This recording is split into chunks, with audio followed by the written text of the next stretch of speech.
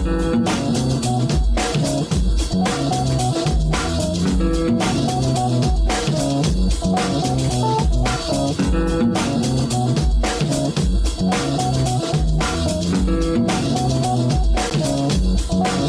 think I see a lot of lawbreakers up in this house. Hey everybody, welcome to Sodcasty for Me, the podcast about film, culture, politics, and Steven Soderbergh, where we watch every film or whatever, directed or whatever, by American filmmaker Steven Soderbergh, and explore how they speak to their moment. And this one, show's hosted by two guys, and one of the guys, my name is Jake Serwin.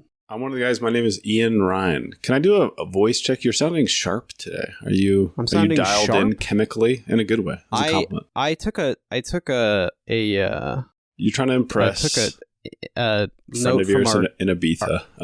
Our guest and the lead actor in this film, and I have a cup of tea.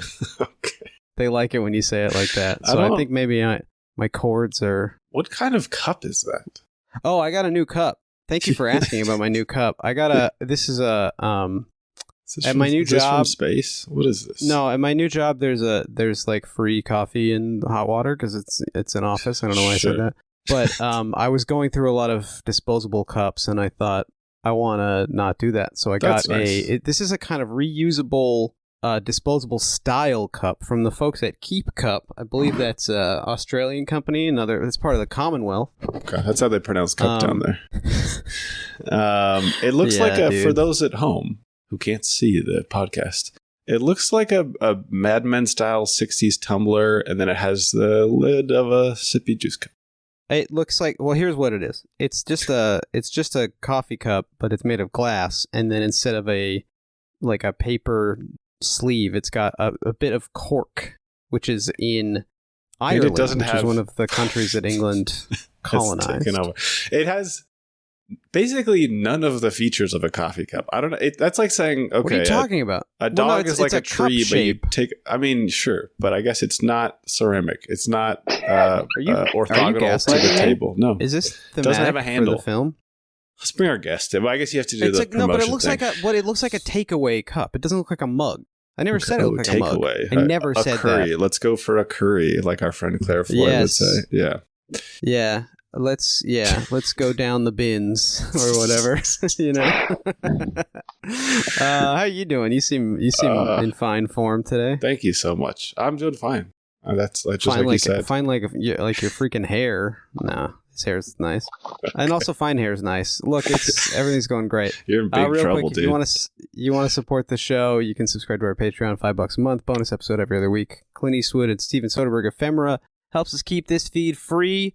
We got an episode coming up on Home on the Range. Yeah, we might do an episode on Home on the Range, the animated cow film, Bovine Adventure. Completely, fully unseen Disney animated cow film, Home on the Range, starring Roseanne Barr, I think. Let's introduce our guest. Our guest this week, returning to the show triumphantly. We're very excited to have her. Writer and film critic, all the way over there in England, Esmé Holden. Welcome back to the show, Esmé. What's going on?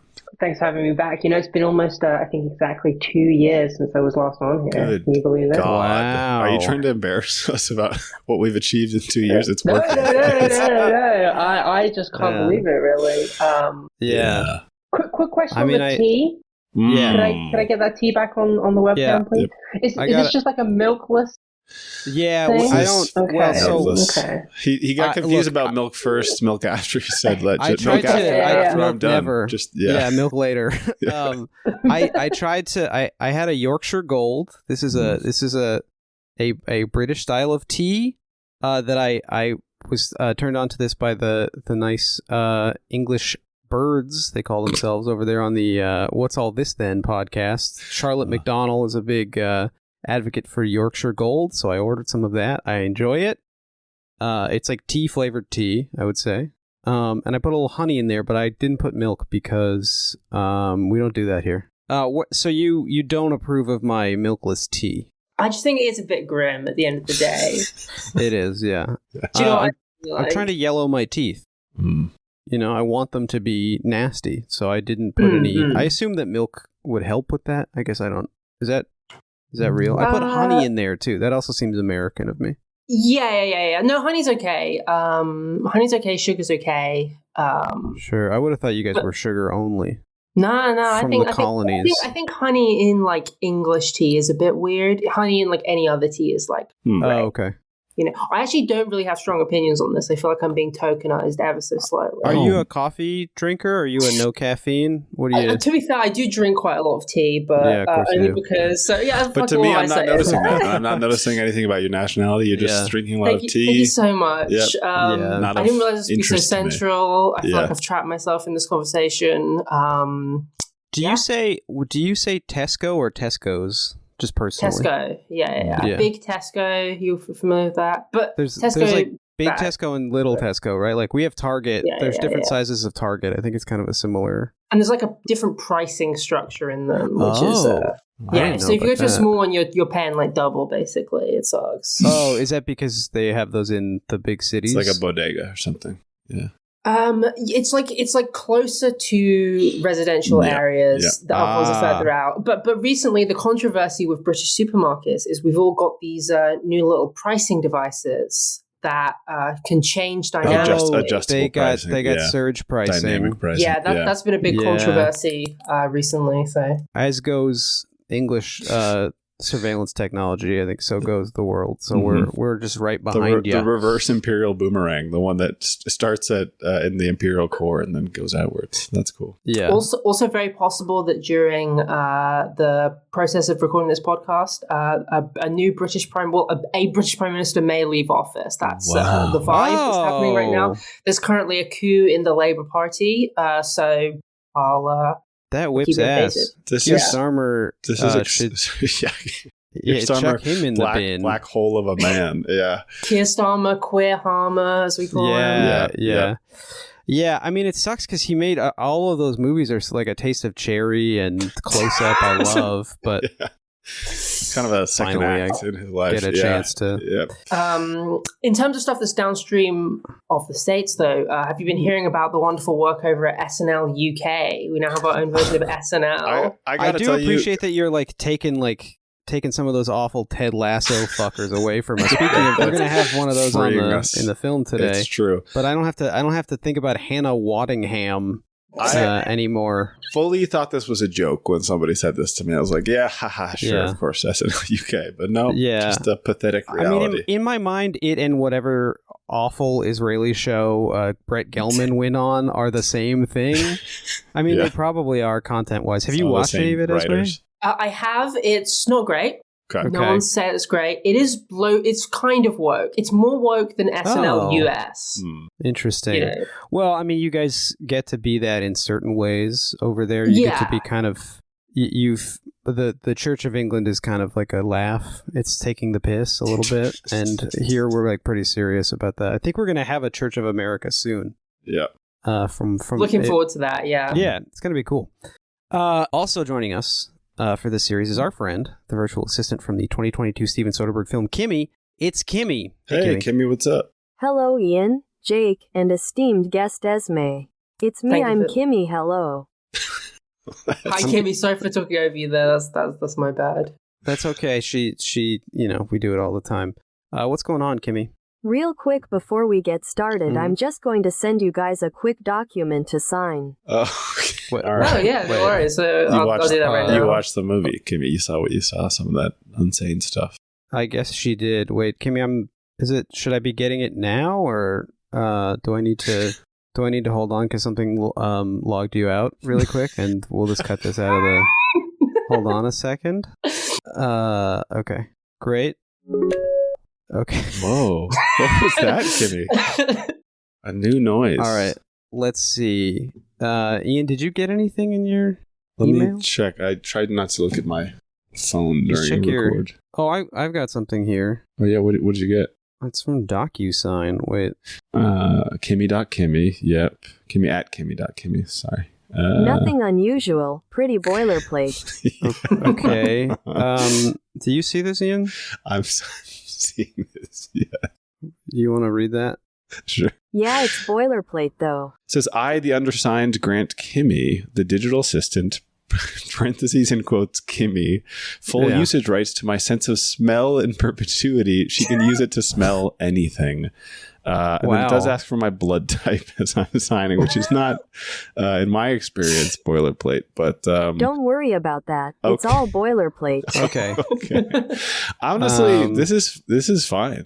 This is fine It's for me. pretty boilerplate, though, so if you could just sign it. Okay. Okay. I mean, I guess I have read the whole thing, which is the print is pretty legal large also. trickery. Yeah, it's You only sent it to the two hosts. It seems like. Esmé doesn't have to sign because she's in a different country. Right, they don't have contracts. So it's all Yeah, unwritten Magna Carta kind of stuff. Yeah. They're pretty. The they're- honor system. Yeah, Yeah, handshakes yep, and yep. and all that to show that you don't have a sword, right? If you know what the handshake is. Yeah, I remember being taught that. Probably not true. It's giving not in true. law school. It's yeah. it's giving not true. Yeah, Yeah. Barrister's Academy, I think is what they call it over there. Can I maybe like run this by my dad? All of that is standard boilerplate type stuff. Okay, so I guess we'll just talk about it a little bit later. But thank you for Can I ask? using. What is something you would like to smell? Is there something like top of the list, top 3? Anything you're particularly interested in, or is this just kind of like Pills. okay, right. One of your ongoing interests? I see. Yeah, They must smell good. that's not my experience. Is that they don't really smell like anything. That's my Ian, experience have you- smelling pills. Yeah, Esmé, Yeah, they don't really smell. Yeah. And if they do, that's kind of worrying. Sometimes they smell like a factory. It kind of smell like plastic sometimes, I to be think honest. that's Maybe true I'm too. sniffing the package, to be honest. That might be my Jake Might be the often crushes overwhelming. his Wait. Jake often crushes his up and smells them really close. I I see. don't This is where you do got that. the idea Very from. good. I don't do Yeah, that. I'm yeah. not doing I'm not doing rails of Lexapro. It just goes in quicker, right into the veins. It's all good. Rub it in the Yeah. gums, you know. mucus membranes. Well, Kimmy, thank you for, I guess, using the podcasting for me email to set up a DocuSign account that's going to email us a lot of pricing structures. We'll I guess check in with you a little later. Would you like to queue up our signature segment, the 2 questions? It's time for the 2 questions, our signature segment where we ask each other 2 questions. Thank you so much, Kimmy. Esmé, do you have a 2 question for us today? I do have a question. Great, Since this movie we're going to watch today, which we haven't said the name of, so I won't say the name of, Thank you so much. shows how like public services can be used for control. I would like for everyone to rank the public service jobs on most to least fascist. I've made a short This is list. great. Yes, Okay. please set That's us great. up. This is That's not great. everything, but I just want to Sure. hit the biggies. So we've got Everybody feels that teachers. anybody who's not in this group, not a public servant, not Yes, contributing correct. to society. That's for sure. Teachers, firefighters, the police, doctors, judges, and mailmen. That's the 6 I've chosen. Okay, teachers, firefighters, police, doctors, judges, mailmen. Yeah. Okay. I was ready to say immediately least fascist is a public transit operator, train conductor, bus driver, I whatever. think I feel the same way. Mm. Yes. But they're maybe so unfascist as to be boring to include in the list. So I I this. wouldn't say that, and they're not 0% fascist. They're sometimes like so many other public servants because of their neglect, and they're being put in a position where they have to like Petty fulfill tyrants. 5 roles. Yeah, they become petty tyrants. Yeah.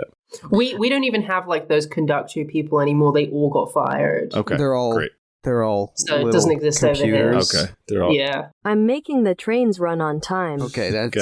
is a fascist Yeah, thing. now that you yeah. mention it. I'm torn between police and judges as most fash. I'm going because- judge. I'm going judge top of the list. I think. I'll Yeah, tell you. because they don't Mm. think of themselves as cops, and we're going to talk about a guy who doesn't think of himself as a cop, who is in the One of my purview of favorite. One this of my film. favorite parts of the. Oh, sure. That the too. guy yeah. we've discovered. Yes, Yeah, but also the guy that he is, his sort of representative in the film. I think my favorite part Yeah. of the movie. Really, really Yeah, good. yeah. Yeah, Oh judge my is God, also it's Jason Bourne. That's exactly right. Police obviously trying to exercise absolute power. Judges often just straight up have absolute power to. I mean, Yeah. to sentence And- somebody to a whatever above the maximum penalty because they're like a black child in Mississippi and you're a white lady who I think sentenced like hundreds of children to juvie. Just as an example. Check out Serial season 3. Which, or the first episode of it, like most people did. But there's an interesting, they just talked to this judge who's like, yeah, all I do is just make black people go to jail over and over again all day long. But I don't think it has anything to do with their race. They also famously are typically like the worst law school students. They're bad at being lawyers, but they're good at being politicians because in the United States, it's a democratically elected they're like dentists. Position. Yeah. I mean. Okay, so dentist. So the joke is that if you're like a bad I'm familiar with med school student, you become a dentist. Dentist should be a type of doctor. I'm going the opposite direction. Well, your dentist also is giving you a haircut. That's right. I guess. Well, no, you're not in England. I should have made that joke about Esmé. Sorry. Okay. So we're going judges, police, and then I think doctors because they have so much power. Yeah. And they also don't think that they're in charge. Doctors and teachers. Kind of neck and neck for me. Where teachers. I think we're separated into blocks. I think the judge and police that's a pretty comfortable block, and then the teacher and doctors are interesting. Like both of them are conferred a level of like kindness and softness by society. Yeah. Maybe especially over here because we have the NHS, as I heard it referred to as earlier. NHS. Yes. But I've had some good experiences with teachers. Have I had a good experience with a doctor? Not especially. All my good experiences medically have been with like a nurse practitioner at an urgent care who is just punching so far above their weight because they're like, I think maybe like too in touch with what it is to be a human being that they like didn't go through med school. They just went as like they tried to start helping people as quickly as they could, and then actual doctors. I don't know what it's like in England, but in the States, you're sitting in a room for like 2 hours and then somebody comes in and talks to you without looking at you for 4 minutes while typing a bunch of stuff you couldn't have said. I mean, here I've seen my GP on several occasions just straight up Googling stuff, being like, that'll happen. What's on face, whatever.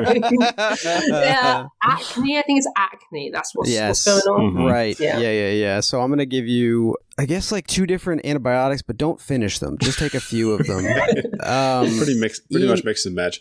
Your dad is a doctor. My dad is a doctor, and I would say obviously he's in a somewhat unique category in that he's an absolute authority. He is treating premature babies who have literally no voice. So they, they have to be a fascist with them a little bit. That is kind of what I'm saying. I mean, in some ways, like it's less noticeable because all treatments of babies is contravening their will. Their will would be to be left alone, basically, to wriggle, scream until they stop. Yeah. But I will also shout out one other doctor who I had my GP, to borrow the terminology, was the father of somebody on my track team, first of all. So I think he also saw me as a human being and was a man who made it very, very significantly clear in his office that he was accepting of like various queer identities and would make the parents leave the room to ask questions about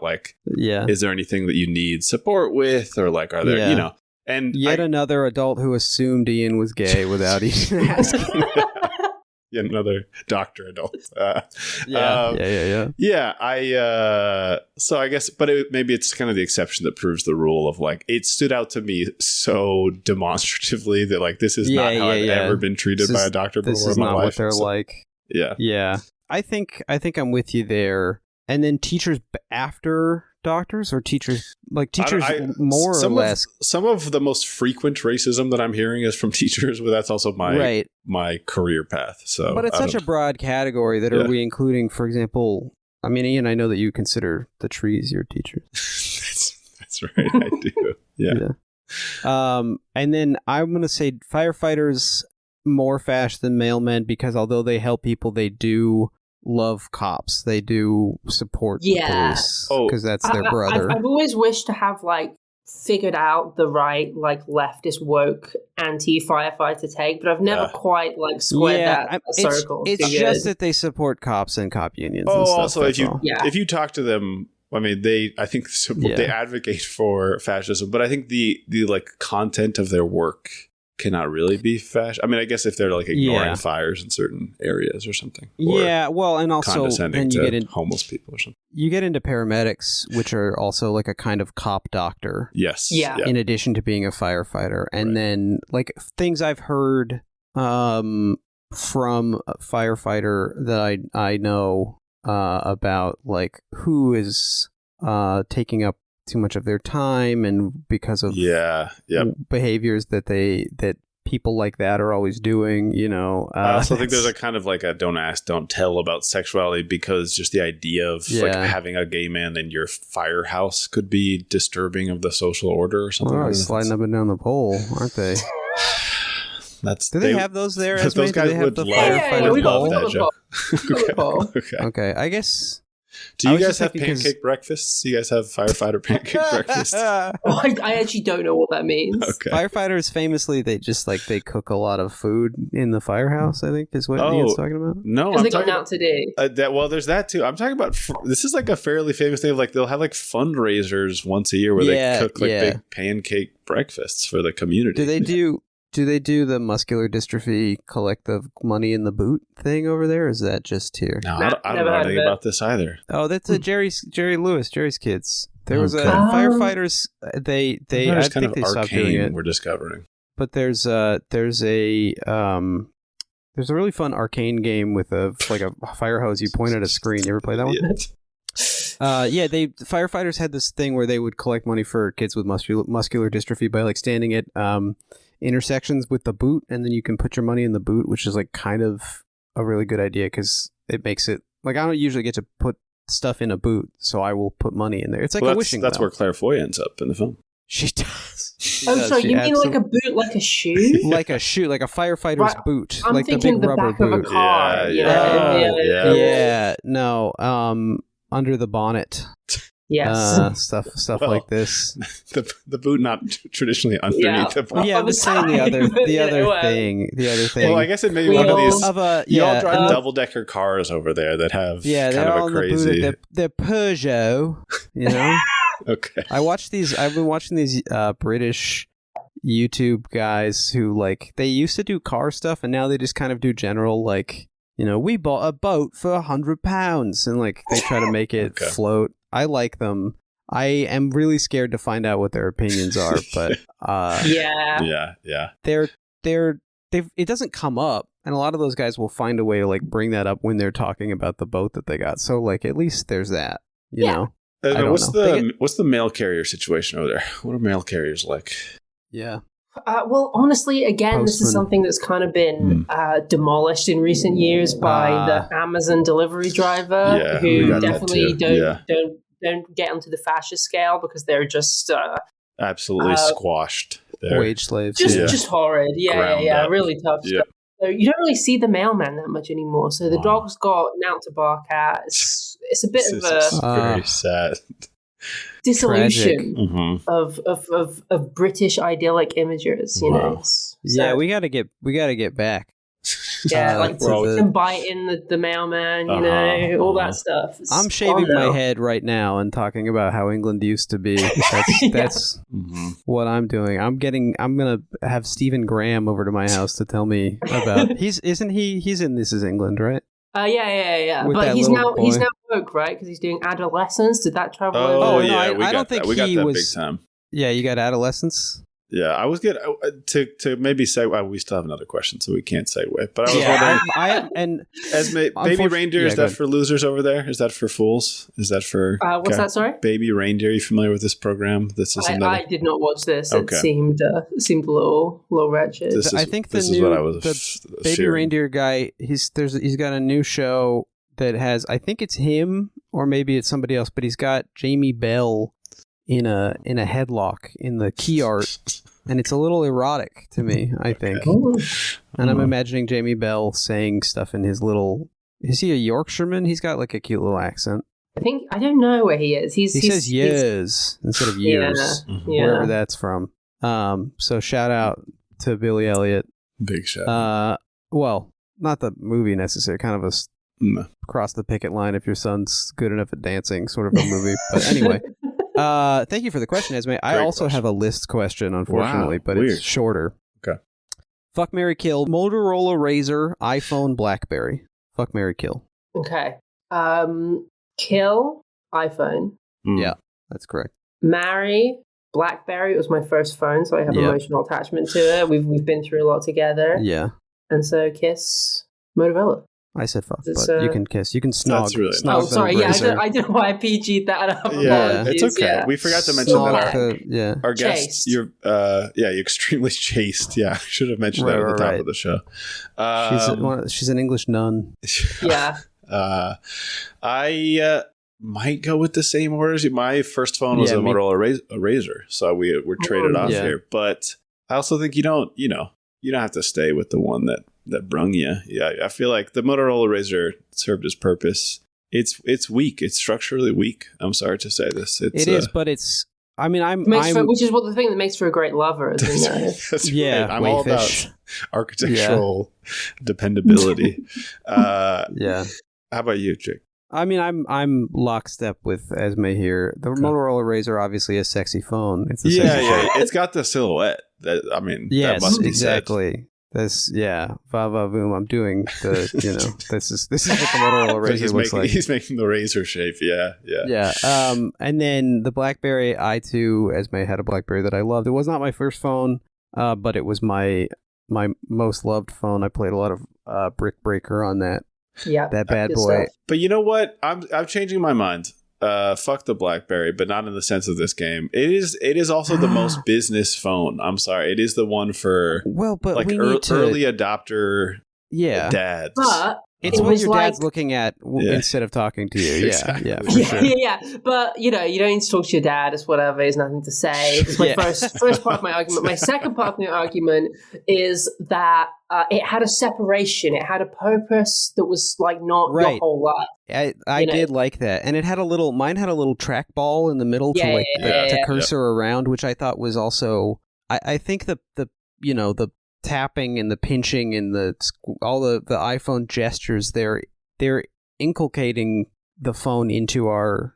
It should not be such an extension. It should be. There should be an abstracted. It's got like an existens sort of like device. Anatomical engagement. You're saying with the iPhone? Exactly. Exactly. Death to the demoness Allegra Geller, and death to the iPhone as well. So kill the iPhone, marry the BlackBerry, Mary. That's nothing. And then fuck the Motorola Razr. Are we all in agreement on this? Yeah, I think so. I'm shocked by that. Okay, great. That was the 2 questions. Thank you so much. So today we're talking about Unsane, Steven Soderbergh's biopic of the Jamaican sprinter guy. Just kidding. Hey, come on. Come on, man. Sorry, that didn't trigger fast enough. No, we're talking about Unsane. This is a film directed by Soderbergh, premiered March 23rd, 2018. I think totally shot normally, this film. Shot with a regular camera. Yeah, okay. No. It was shot on the iPhone 7 with special lenses, and a few scenes were shot on a Panasonic camera, like a digital, kind of consumer grade, YouTuber camera, prosumer. Yeah. Because apparently he just couldn't stabilize the phone in the car enough. Which, look, that'll make me sick too. Mm-hmm. But before we get to that, let's do a quick zeitgeist check-in. Okay. Just to orient ourselves. We haven't done this in a little while, so that'd be nice. So we're in March 23rd, 2018. This is, of course, a few months after, like 2 months after Mosaic premieres on HBO in sort of linear television form, and maybe 6 months or so after the app comes out. Phone, interesting. Also relevant to the film, in October 2017, the accusations against Harvey Weinstein are published by the New York Times and the New Yorker. Film was shot prior to that, but it was a big part of all of the sort of press around it, obviously talking about power dynamics, things of this nature. December 6th, the United States officially recognizes Jerusalem as Israel's capital. with no knock-on effects. December 14th, the Walt Disney Company announces it will acquire most of 21st Century Fox for $66 billion. Again, no knock-on effects. January 13th, you had that, do you remember that false missile alert alarm that went to everybody's phone in Hawaii? Yep. Yeah. So there was that. February 14th, the shooting at Marjorie Stoneman Douglas High School in Parkland, Florida.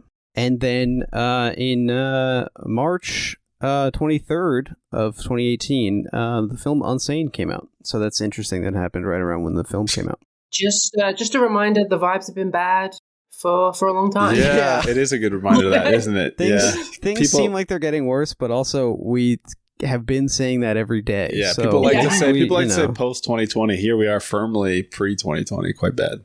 Everything's all fucked up. Yeah. Before we get into the movie, Esme, I'm curious what your relationship is with Steven Soderbergh, and then with this movie specifically. Well, I think this movie was actually pretty formative for that. I saw this, I don't think I saw it in theaters, but I saw it pretty much as soon as it was like available online. I might have seen it on streaming. I can't exactly remember. Mm-hmm. And, this is a period of kind of, obviously returning back to making movies not so long ago, and a kind of new excitement, creative energy to that. So I hadn't even seen like the Ocean's movies before. Oh, wow. Wow, that's very interesting. Yeah. For some reason, I just always missed it. And so he's someone who I just like peck at here and there. Do you know what I mean? Just slowly building up bits here, bits there. I don't think I've seen like a straight line of his movies. Okay. Except for the recent ones, of course. Yeah. Well, he's over there now. He's made like 3 movies in England. Or no, 2? Yes, this is true. 2, maybe. Well, what's the John Lennon one going to be? I don't know. The John Lennon one he's made on chatgpt.com. On the computer.com. Yeah. Yeah. But he's over there. I believe... Is it who is it Kep that somebody lives over there? The screenwriter he's been working with, David Kep, I believe, lives in London, and that's one of the reasons why he's been shooting things over there. He also, of course, is like a big Richard Lester guy. Right. He loves Albert Finney. He's always been a kind of British 60s cinema snob, which is, I kind of appreciate that, because like nobody's really talking about that stuff. Like, it's not like a Tarantino where like all his favorite things are like everybody's favorite thing. Right. Yeah. He is genuinely like I like this, even though poor cow no one not cares. Coming up that often in conversation. Yeah, you're right. No. Yeah. No, beef cow a lot more often. Did I make that? I must have made that joke on the Limey episode 50 years ago. Yeah. Esme, has anyone ever called you a Limey? No, I can't say they have. I don't think anybody knows about it. Yeah. Anymore. Scurvy and all that. I wanted to return to what you were saying, Esme, because first of all, have you now seen the Ocean's films? Yes, okay. They're of course great. Magic Mike, big fan of those as well. I mean, Magic Mike's Last Dance, a London film. That's true. Yeah. That is true. I was going to say, I imagine that it gives you like an eye for some of the stuff, and because I guess I saw the Ocean's films so early that I enjoyed them as like what movies were. Like I didn't even know, I didn't know enough about films to distinguish anything in them. But you could probably arrive at them sort of saying like, oh, this is a craftsman doing something effective. Yeah, it's probably the reason that like instantly 12 has been like my favorite from the start, Yep, that makes sense. Yeah. I wonder if I'd be interested to survey people from, film people from different sides of the pond, because we had our friend Rory Doherty on to talk about Ocean's 12, and he also liked that, and he is from over there. So I wonder if people from England... I wonder if people from England like Ocean's 12 better, because it's also European. Yeah. Well, we're marginally European. You guys aren't even sure if you're European. You're often voting about that. You can pop over there for a weekend ollie day. That's true. We're proven non-European by the fact that we are now banning cigarettes for anyone under 18 now. It'll never be legal for them to buy cigarettes. Wow. Yeah. That's disgusting. Yeah. So you'll just have to pay 16 quid to Ryanair to go smoke a cigarette somewhere. Yeah. Might well be. Those British guys that I like, I'm just going to shout them out. All the Gear is their YouTube channel. Come on the show, guys. will do stuff like, can we fly to Italy and have a pizza for cheaper than the most expensive pizza in our town kind of thing? And they did. Okay. Because Ryanair is, I assume, some kind of a front. It's the only thing that makes sense. 16 pounds to go to Milan, you know? They also complain about how the train is too expensive now, which I think oh my God, it's insane. Good. Is that woke, Ian? Is it good for the train to be expensive? No, is it good to complain that the train is expensive? I think that is. I think that it's is actually reached the point of expense that like it's a completely universal issue. Sure, right. There is no class that can say this is accessible to me now. Yeah. Wow. Accelerationism. Something that trains do. They do. Yes. All right. Maglev. That's the name of the constitution that they have over there. Okay. Hey, come on. Well, thank you, Esme, for the primer, as you guys would say, on your relationship. This guy's really been studying up. Yeah, I can't stop doing it. I'm embarrassed now. Okay. I'm compelled. Ian, do you remember seeing this film? Did you see it in the theater? Did you see it at home? I'll tell you, I only saw this film like in the last 2 years or so. I sat back on this one. I think it was, as much as I like experimentation from actual experimental filmmakers, there's a thing where not that I would call Soderbergh mainstream exactly, in the sense we've discussed a lot about how he's pushed the boundaries from the beginning of his career, but there's a thing where these directors will like try something and it's like a little cute to me, and I think that can feel, I don't know, like it's such a deliberate effort to do something like shoot a film on an iPhone. Although you think he's Zemecking with this one? A little. That's a good comparison. Because I was going to say, even though he's a bad man, Tangerine, I think I wouldn't put in the same category because it's sort of like first semi-mainstream film. This person has like no reputation with the public and is trying to make a pretty unique subject matter visible to people. But this, I don't know. This is we'll talk about. I will say that when I saw this film, I was surprised by how well I thought it all worked for like the first 2/3 of the movie. That's what I'll say. And just in general. Okay. But we'll get to it. I'm realizing that I thought I had seen it in the movie theater, but I actually don't. Liar. I'm not sure. So let me check. Nope. It seems like I watched it on a Blu-ray disc. Cool. So I did not see it in the movie theater. I watched it in November 16th, 2018. What time was it when you watched the film? Just kidding. Don't care. I don't think Letterboxd keeps track of that information, at least not on the front end. I can reach out and see if they have I'm sure they have it. Can you do it right now? CMS. Yeah. Can you guys just stop down? What time is it in New Zealand? Because isn't that where they make it? I think they sold. Yeah. I think they sold the company to hell. Oh yeah, they sold it to fucking Blackstone or whatever. Yeah, I guess we got to ask what the time is in Tel Aviv to know for sure. Yeah.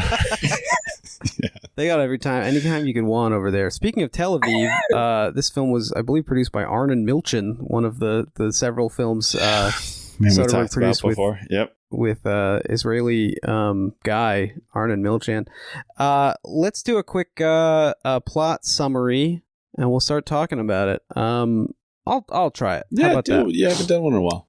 Claire Foy is, I believe her character's name is Skinny Girl Margarita, something like that. No. Sawyer Valentini. Yeah. She is a woman who is clearly on edge. She works at a bank. We're introduced to her when she is sort of dressing someone down on the phone, and she's new in town. She's living in Pennsylvania somewhere, and she is just establishing herself in this career. Her boss hits on her, and she pretty, I think, deftly tries to parry and avoid saying anything about going to a conference with him and presumably sharing a hotel room. They only booked us one. But she's clearly been traumatized. She talks to her mom on the phone. Her mom, played by Amy Irving. I made an incredible Amy Irving discovery, by the way. Oh. We'll get to it. And but we see her. She's kind of a loner. She's trying to make new friends. She looks up a support group for victims of stalking and ends up driving out to a hospital to meet with a therapist. She's just having kind of a normal therapist intake conversation when the therapist asks her about if she's considered ending her life and had any kind of made any plans to do so, and she sort of mentions that she has, and then the therapist says, okay, great, well, if you could just sign this form. She signs the form.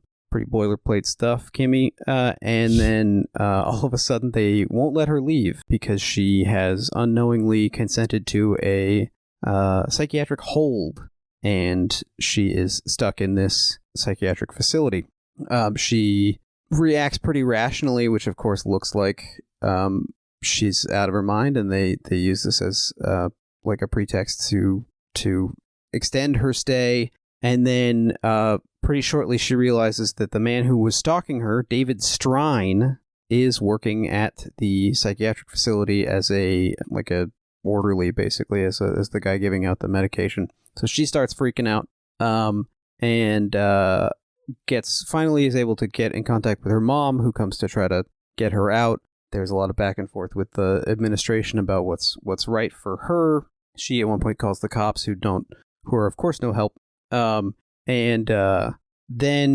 David Strine he kills her mom. She meets another person in there, played by Jay Farrow, who named Nate. Yes, who is turns out is an investigative journalist who is there kind of undercover, but also I think for treatment of opiate.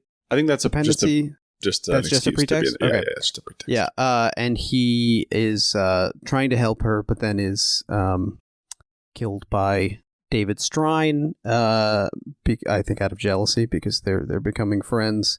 He gives her an overdose of methylphenidate, which is something I've taken prior to recording this show, and not today. It was amphetamine salts today, but makes her look crazy. Eventually, she is sent to solitary confinement, where David confronts her, and she gives him a sort of dressing down about, what do you think we're going to get married?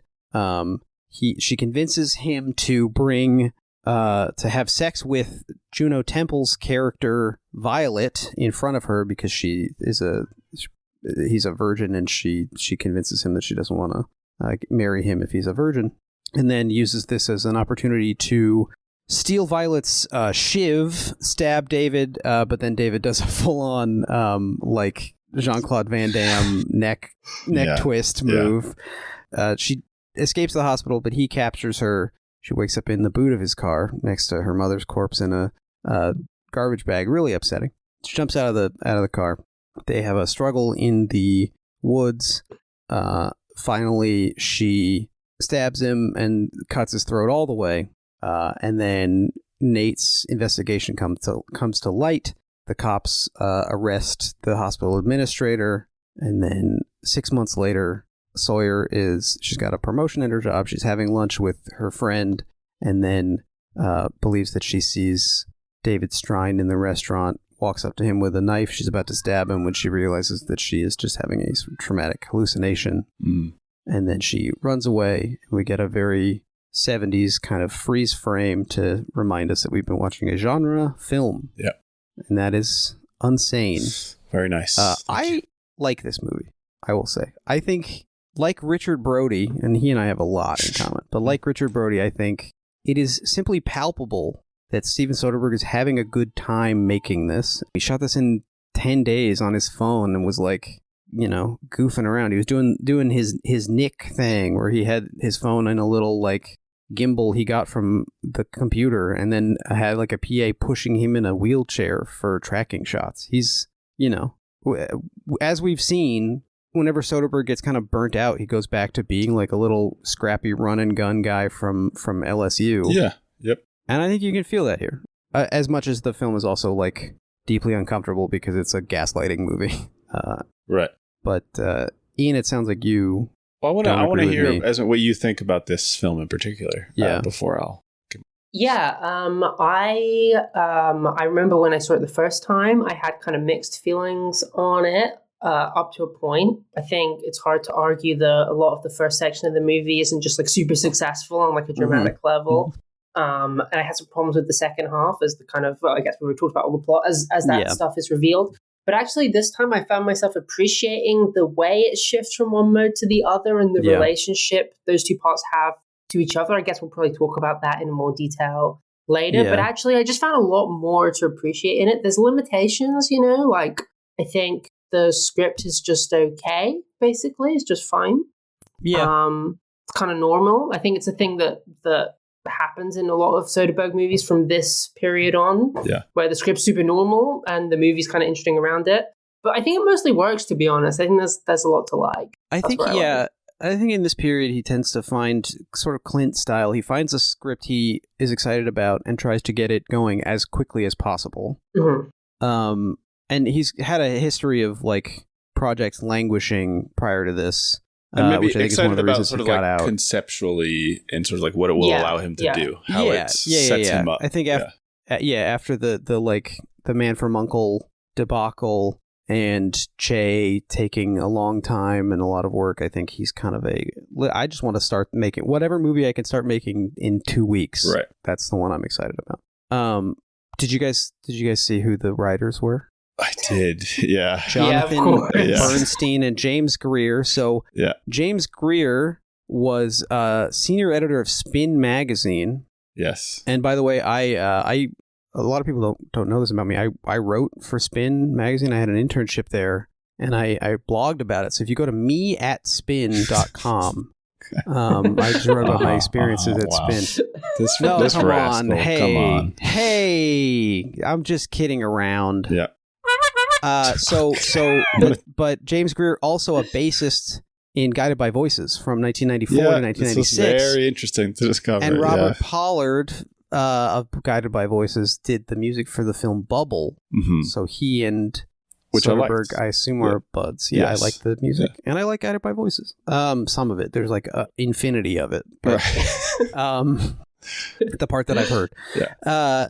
But he is also a novelist and screenwriter with Jonathan Bernstein, and mostly of like the kind of movies that were being watched at other sleepovers, not the ones I was at. So like Max Keeble's Big Move, Just My Luck with Chris Pine and Lindsay Lohan, The Spy Next Door, The Spy Next Door with John Chan, and the Panda Plan 2 of its day, I feel. I think you're right. I think that's true. Yeah. I think so. Larry the Cable Guy, Health Inspector, also I would love to see a crossover. Larry the Cable Guy checking out the Highland Hills, what is it called? Highland Creek Hospital. See, I could only what's imagine. Going on in here? That's get her Thorazine. One of the things he might say. Okay. So interesting that Soderbergh is making. I mean, he's now made a lot of movies about like the experiences of women written by men, which is interesting. I'm curious, as the woman of the three of us, Esmé. How do you feel about that? How do you feel about, because a girlfriend experience written by man or men, this written by men. Aaron Brockovich, I think, written by a woman, but Side effects. Where do you come down on that? Well, I mean, conceptually is one way or the other. I think in the case of this movie, it's kind of interesting, actually. I think the movie is not too blind to a woman's perspective, and I think it's also not too like in the way that like a kind of lightly progressive movie, which I say this one is. Some of the opening kind of sequence has a few little like, we'll get it in, we'll get some Me Too stuff, although I was just saying this before that, that kind of stuff, a few little wokeisms in.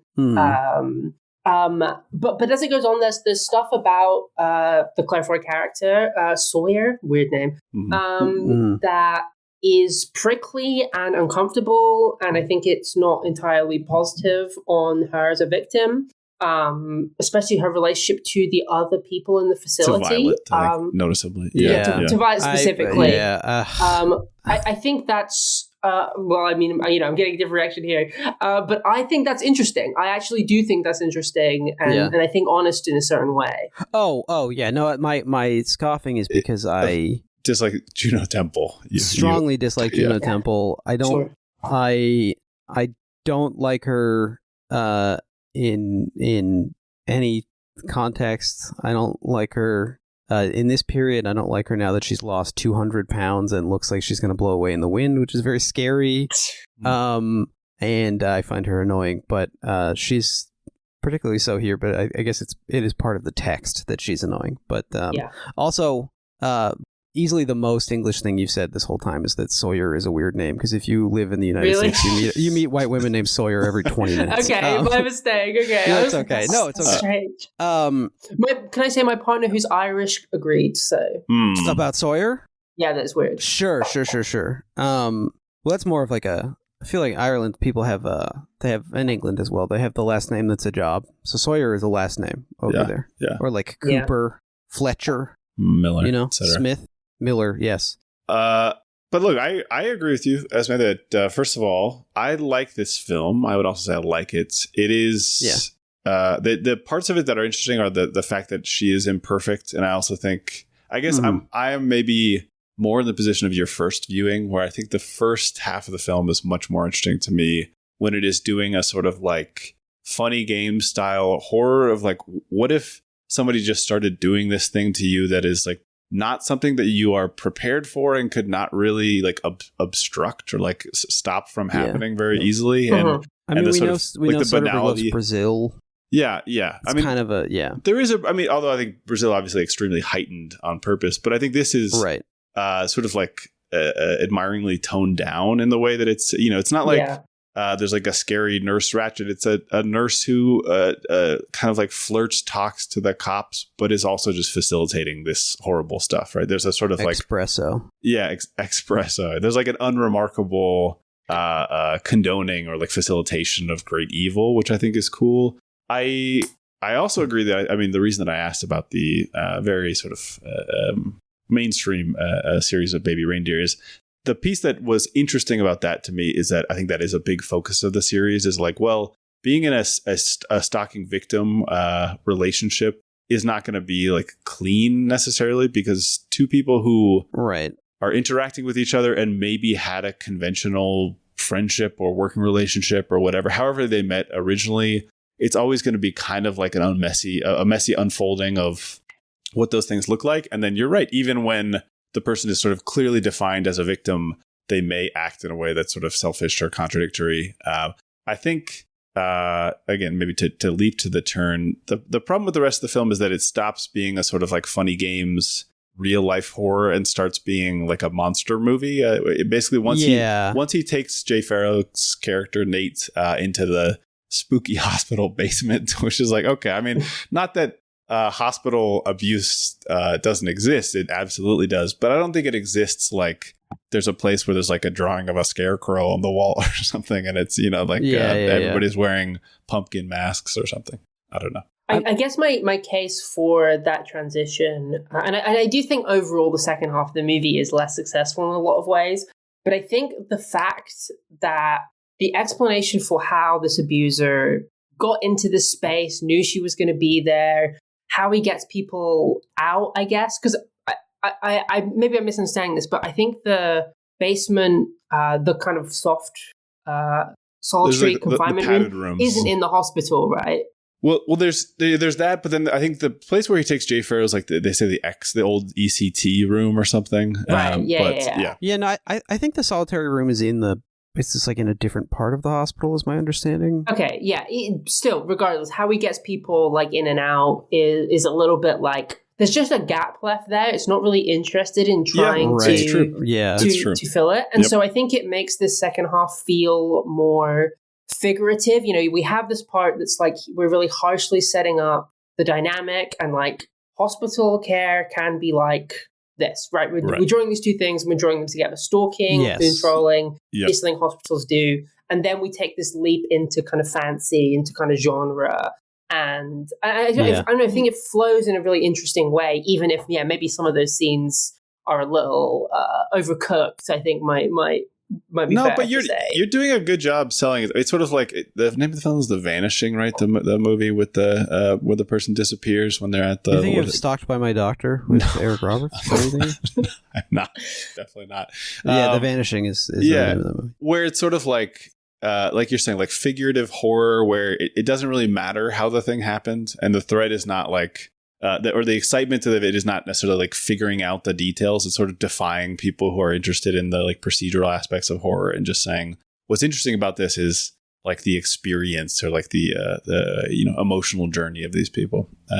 That does make me like it better, I think. I was thinking of it as like switching to kind of a not that successful slasher, which I didn't love as much. I think it does. I think also like maybe dramatically, it's a little easier to have like a single evil entity. Instead of the kind of the totality of the hospital administration and like the insurance industry as a like a banal faceless boogeyman. Yeah. But it's a choice, one that I think I appreciate as a viewer from an anxiety level, but like to have us learn almost immediately that she's right, that it is the guy. Yeah. Because he flashes her the little piece of mail from her mom's house. Yeah, in that sense, it's not really doing the 70s thing of like maintaining the ambiguity throughout. It's true. Now we're just like, we know she's right, but we're watching everybody else not believe her. But I think one of the things the movie is really successful at in that first half is like building us into the situation and understanding all the ways that she's trapped in it and that she's a victim of it. But during that, making us kind of, in a little way, doubt her, not necessarily in the, is this happening, is this not happening, but actually just in like who she is, you know? I think and just being like slightly unlikable, like you pointed. I mean, she's sort of just like a rough character. She's prickly. Prickly, And I think the harshness of the iPhone look helps that. Like, there's no gloss. Definitely. There's no I think so too. Vaseline. Soderbergh's also all up in everybody's face. Yeah. There's this kind of like it works very well in this setting because this is like, it's a disgusting hospital. I mean, it's like grimy and municipal beige in the thing that really way. struck me is in the like mess room where everyone hangs out. The walls are painted blue in this way that's like trying to make them look nice, you know? Right, it's like, the famous it's blue, like it's friendly. psychiatric blue-green thing from like the 50s. But I gotta say this, like I'm gonna call it like Phoenix core. The aesthetic of the lobby is, I think it's a continuity with Mosaic, which of course we'll talk about in a little bit here. Right. But I think it's very effective at saying this, like this beautification that is totally soulless and is like, and in fact maybe representative of somebody like doing active manipulation towards people in just kind of like a luxurious way. Another of my favorite spaces in the movie is the garden that's like obviously in the middle of the building. It has to be walled around. Too small. And like the attempts to put greenery in there in these very like rigid blocks just make the space feel so much more like oppressive and horrible. And it just feels like hospitals, you know, it's very true to those spaces. It always reminds me of when you go in the restroom at like a Thai restaurant and they have an orchid in there. Sure. And you're like, I just feel bad for this plant, you know? Slowly dying. I'm curious what you guys think of the kind of heightened or fantastical elements of this, where like all of the patients are sleeping in one room of combined gender, and like there's a lot of, I mean, they're in it seems like a particularly hellish for profit psychiatric facility. I mean, to connect to your excellent question for the sake of this discussion, Esme, again, I think the film does a really good job of saying like, okay, maybe I will defend doctors in general in the sense that I do think that offering people medicine in society is a necessary service. We do need doctors in some form. Yeah, and exactly. This is very, very significant, and the ones who do their work well are doing important work. But as you've kind of said, Esme, the problem is that these positions are just kind of embedded like inherently with so much authority, and then also reinforced by the specific social structures that we have created as like an institutional edifice. As sorry to interrupt briefly, Esme, I can't remember if you mentioned. Have you seen Side Effects, the Soderbergh film? No. Okay. Well, I think I might have seen it like on TV or something, but I don't have any memory of it. That's got crazy TV over there. Okay. Yeah, I just think that it's like the film is not trying to be representative of hospitals generally. I don't think it's trying to say that like polemical. Yeah, it's not trying to say like mental institutions are all like this so much as like there are aspects of this bureaucratic hulk that do facilitate behavior like this, and like we have to be aware of how this could be or how it has been used to extract money from people, to manipulate their treatments, to dehumanize them in like daily small ways. But yeah, of course, I mean, a lot of this stuff is nonsense, and I don't think it necessarily exists. But well, it is and it isn't, because like, you know, we talked about, we anticipated this episode on our Side Effects episode because they are so much of a piece, like as films about women in like interacting with psychiatric care in ways that are like inherently stacked against them, and also men using their position, their authority in mental health care to like control and exact revenge against a woman. But again, I mean, to connect it to what Esme was calling the wokeisms at the beginning of the wokeisms, film, I mean, I think that is like more interesting to me in this movie because it seems like there's like this continuity of her boss who's doing kind of a full frontal thing. It felt like, you know, throwback to that. Sort of like, Full Frontal is also apparently playing in the background of that mess, in the day room. Activity room scene. But the sense that like, we don't know the boss is an abuser, but there's this sort of like nebulous understanding that a lot of the phrases he brings up about hotel rooms seem to imply this. So, and then the Matt Damon cop who is well intended, but also like doing the Silence of the Lambs thing of like, you are responsible for your safety. I don't know. Yeah.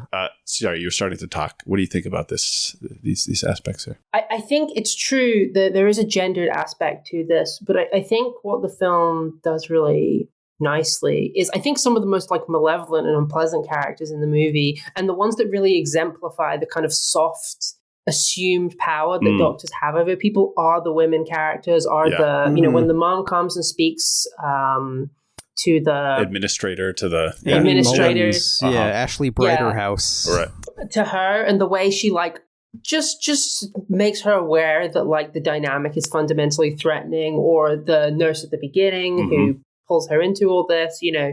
And I think the way the movie can make those interactions feel banal is what gives a lot of it a sense of reality, at least. And of course the look of the movie, which I feel like we should like talk about maybe in a chunk at some point. Yeah. But all of those things kind of, I don't know, for me it pulled me through some of the like, everyone sleeping in the same room is crazy. That's completely inappropriate.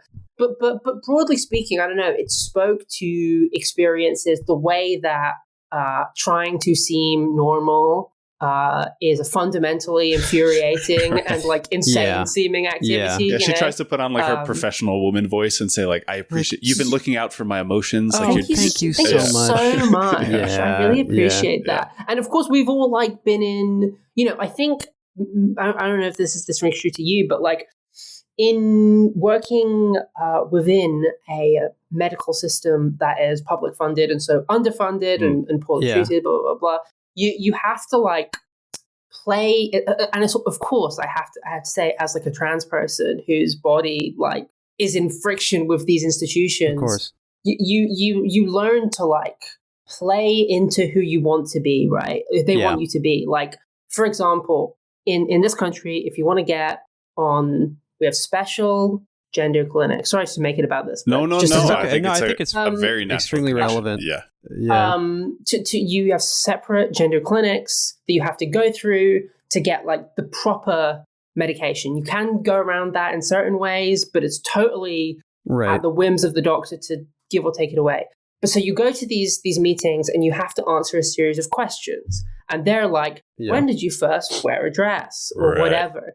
And everyone knows you have to say the things they want you to hear. You have to be the version they want you to be. And that totally self-perpetuates an image of you, of your group, of your people. And, you know, that's true of people of all different types of like marginalized people. You know, the system kind of demands you be this kind of person. But then there'll be points where that facade will drop away, and it's like, because you both kind of know you're playing this game to each other. Yeah. And fundamentally, at the end of the day, the doctor can just say no. Yes. And I think this movie captures that moment and that feeling of total powerlessness just in that first, you know, that very first moment. Oh my God. When she's in the room and the woman is just like, this will be a lot easier if you just do what I'm asking. And to your point, that was where it felt like the iPhone shooting really shone for me, of like this sort of like claustrophobic feeling of, you know, I also think he's shooting with like, you know, kind of wide angle bordering on fisheye lenses to sort of like make it feel like special lenses attached to it. Everything in the room is like around you. Yeah. Yeah, but what's so great about those lenses is they make the faces look really warped and up close. Yeah. But the backgrounds are still very like angular and straight, and it feels like you can see every single. Exactly. It kind of seems like you're seeing all four sides of the wall. Yeah. It's such a great effect. Yeah. That universal like total focus, like in Miami Vice or whatever, where there's literally everything is in focus. So you're also kind of like overwhelmed with visual information. You don't know where you're supposed to look. There's no sense of like distance or like escape or like other spaces. Yeah. In Miami Vice, you'll see like the lightning going off like miles away, and that's amazing. Yeah. But here, there is just the sense of like there is nothing else. Yes. You know, there's just a couple of these blocky walls with a bit of blue paint. You know. First of all, I did some Googling, and Claire Foy Turf doesn't really have any interesting results. Big so she seems to be at least like not talking about it, which is great. Okay. I mean, at this point, you know, that's it's the best you could hope for. A lot you can, but also, I do think that like the intersection of seeking help and like making playing a part to the provider in order to get what you need, and like everyone knowing, both me and my therapist knowing that like I know that I can't say certain things without triggering like a mandatory report responsibility on her part, so we're both kind of like you know. And like when I'm filling out the little survey that the web platform makes me fill out every 2 weeks for their liability, like the minimum that you're going to hit is 1. You're not going to hit 0. You're going to say like I mean, yeah, exactly. Or like many days, but not every day, you know? And we're all like, it turns us all into kind of opiate seeking, like the sort of people that are like bouncing from doctor to doctor to just try to get what we need without just being honest, because the system is no longer based on, hey doc, I got this problem, what can I do? It's now based on a million other considerations that we all have to take, whether we are dealing with a publicly funded, underfunded healthcare system or a privately funded, underfunded healthcare system. Or in Ian's case, like a cartoon doctor, Dr. Simi. We do got one of those. I'm obsessed with Dr. Simi, the pharmacy mascot of Mexico. But like we're all like playing roles, which is like a big Soderbergh. That Soderbergh loves roles and cons and people putting on performances. But here it's like, as in Side Effects, there's this aspect where like both the rational and irrational response to this situation, it's the same. Like yelling, I'm not supposed to be here, get me out of here, is both what you would do if that was true and if it was not true. Yeah. And I mean, I think this, you know, this to bring in some Freire, because it's been too long, but contractually I have to bring him up once in a while. The idea that, like you're saying, Esmé, even if the doctor is benevolent, which is often not the case, but even if this person is supposedly looking out for your well-being, just the mere fact of them being in a final authoritative position, right? Like that is the real problem, right? Even the most well-meaning person saying, I am quote unquote looking out for you, I believe you about, you know, about your gender identity, and I'm trying to help you get the affirming care that you need. There's still a strangeness of saying like, why do I need permission from you to do that? And like that will always make me feel a little bit uncomfortable. And unless we can change those structures where people are doing the decision making And again, to draw from Pedagogy of the Press, where Furry talks about, like, of course there will always be teachers and doctors who have knowledge that is useful to share with people. That is one thing, but that's a distinct thing from saying I'm in a position where I can decide, as the doctor does in the film, like, okay, I'm going to take a phone call. This conversation is over. We're not going to talk anymore. I don't want to talk to you, and you have no recourse about this. Yeah. And I think one of the things, to kind of go back to stuff I've been hinting around in regards to the Claire Foy character, I think one of the things the movie is interested in is the way that these ideas and these structures are embedded in our own minds, and we kind of start to believe them. Because if you do something, if you live something, if you act something out, at a certain point you are functionally believing in it. You're living your life as if you believe in it. And so she's like, let me out, I'm sane. And then when she looks at the other patient, who is called, what is she called? Violet. With the dreads or whatever's going on there. Braids, some white whatever. dreads. Yeah. She looks down on her as a crazy person, not like me. I'm normal. Like I have a job. Yeah. And even when we get to the final stretch of the movie, in one of the most like kind of shocking moments in the film, I think, when she gets her abductor to take her in, like we said, to have sex with her, blah, blah, blah. Right. And obviously, she gets the ship. At that point in the movie, though, I don't know about you guys, but I like forgotten about the Shiv thing. So I was just kind of like, what is she doing along for the ride for that moment? She just is so bothered by this woman that she's going to have her like raped and presumably murdered. Just because she doesn't have any other recourse, and it's like even with the kind of neater result of that, still her act of getting her there is like truly like upsetting. She's using, I'm not saying she's a bad. You're in a horrible situation. You do what you got to do. Of course, it's complicated, but like she is using this woman's body as a means, and it's uncomfortable. You're right. Even though I agree with you that it is sort of like we should be more forgiving of people who are in oppressed or untenable situations, but it is tough to see somebody say, like, I am ultimately deciding that in lieu of kind of like a solidarity that I think Nate Hoffman maybe represents in the film of like, let's try to change this sort of like structurally. Her decision is just like, I will do whatever it takes to get out of here. I did remember that this was probably what she was doing with Violet. And it was still awful to watch her bring her in and then like totally leave her behind, right? This is obviously just so like for as much as Soderbergh is in this like pleasurable mode of like quick shooting, there's a lot of like quick shots from like quirky angles in this that reminded me of like the Hideaki Anno movie, live action movies, like in Shin Ultraman, where it's like a shot inside a pack of crisps or whatever. There's some stuff like that, not too much. I think he kind of focuses on the central visual idea of the movie, but still the movie is prickly and like goes to places, and I have a lot of respect for it for that. It is not as, I think, I'm curious what you think of this, Ian, not quite as bleak and angry as Side Effects, but it's a dark movie. It's a kind of black-hearted movie. I mean, it's definitely a different thing. Is sort of like there's the Side Effects, sort of like cruelty of everybody's decisions and like extreme Everyone's narcissism. bad. Exactly. And then this is sort of like horror on the surface, but humans for the most part underneath the characters we're invested in. So I think that feels different. Yeah.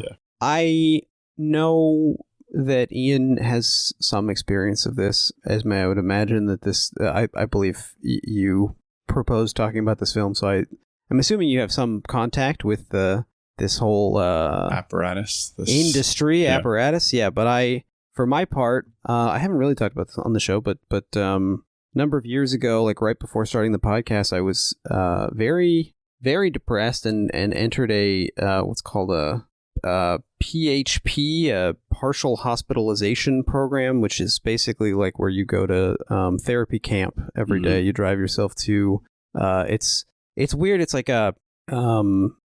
it's both a kind of halfway like transition program for people coming out of residential treatment to sort of slowly make their way toward living back at their house and like not being in residential psychiatric treatment. But then also you can just show up and only do that without ever going to residential. So it's in this this kind of weird mode, and it was very helpful to me because basically you're just like in group therapy for like 6 hours a day, intermingled with just like, now we're going to teach you about this framework of working on a thought that you're having or whatever. And so it was very helpful for that reason. And just like you also get like individual therapy twice a week and access to a psychiatrist, although I already had that.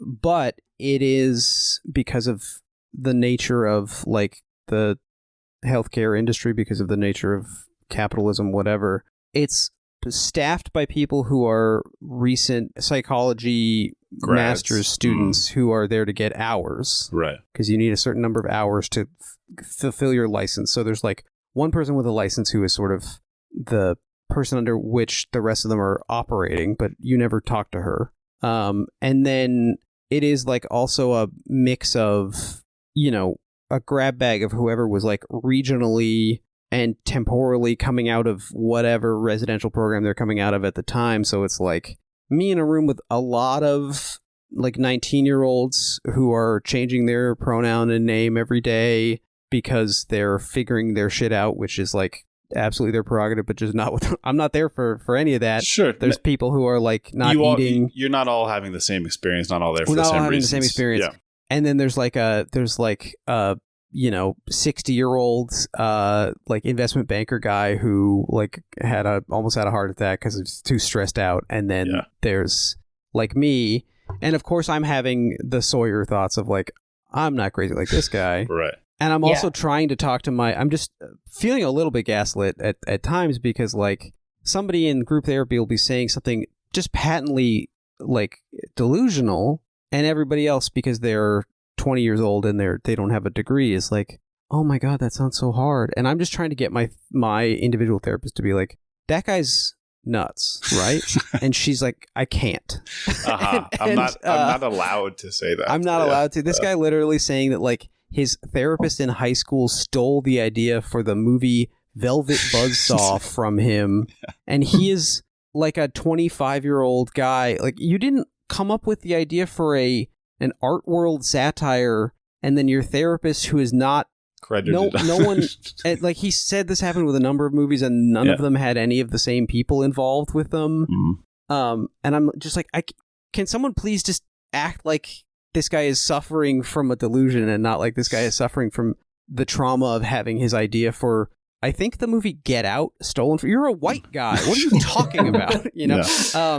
So even when it like, you know, when it goes well, when it's not, when I'm allowed to leave, these like spaces are kind of inherently traumatic. I think that's a very important thing that I've heard from other people. This idea of like, it is always going to be strange, which does not mean that it's never strange in a bad and abusive way, but even in the kind of the best of circumstances. The one person I was thinking of a lot when watching this was like, there was a person in there who was, I think, like 19, who was kind of like pathologically addicted to being involuntarily hospitalized.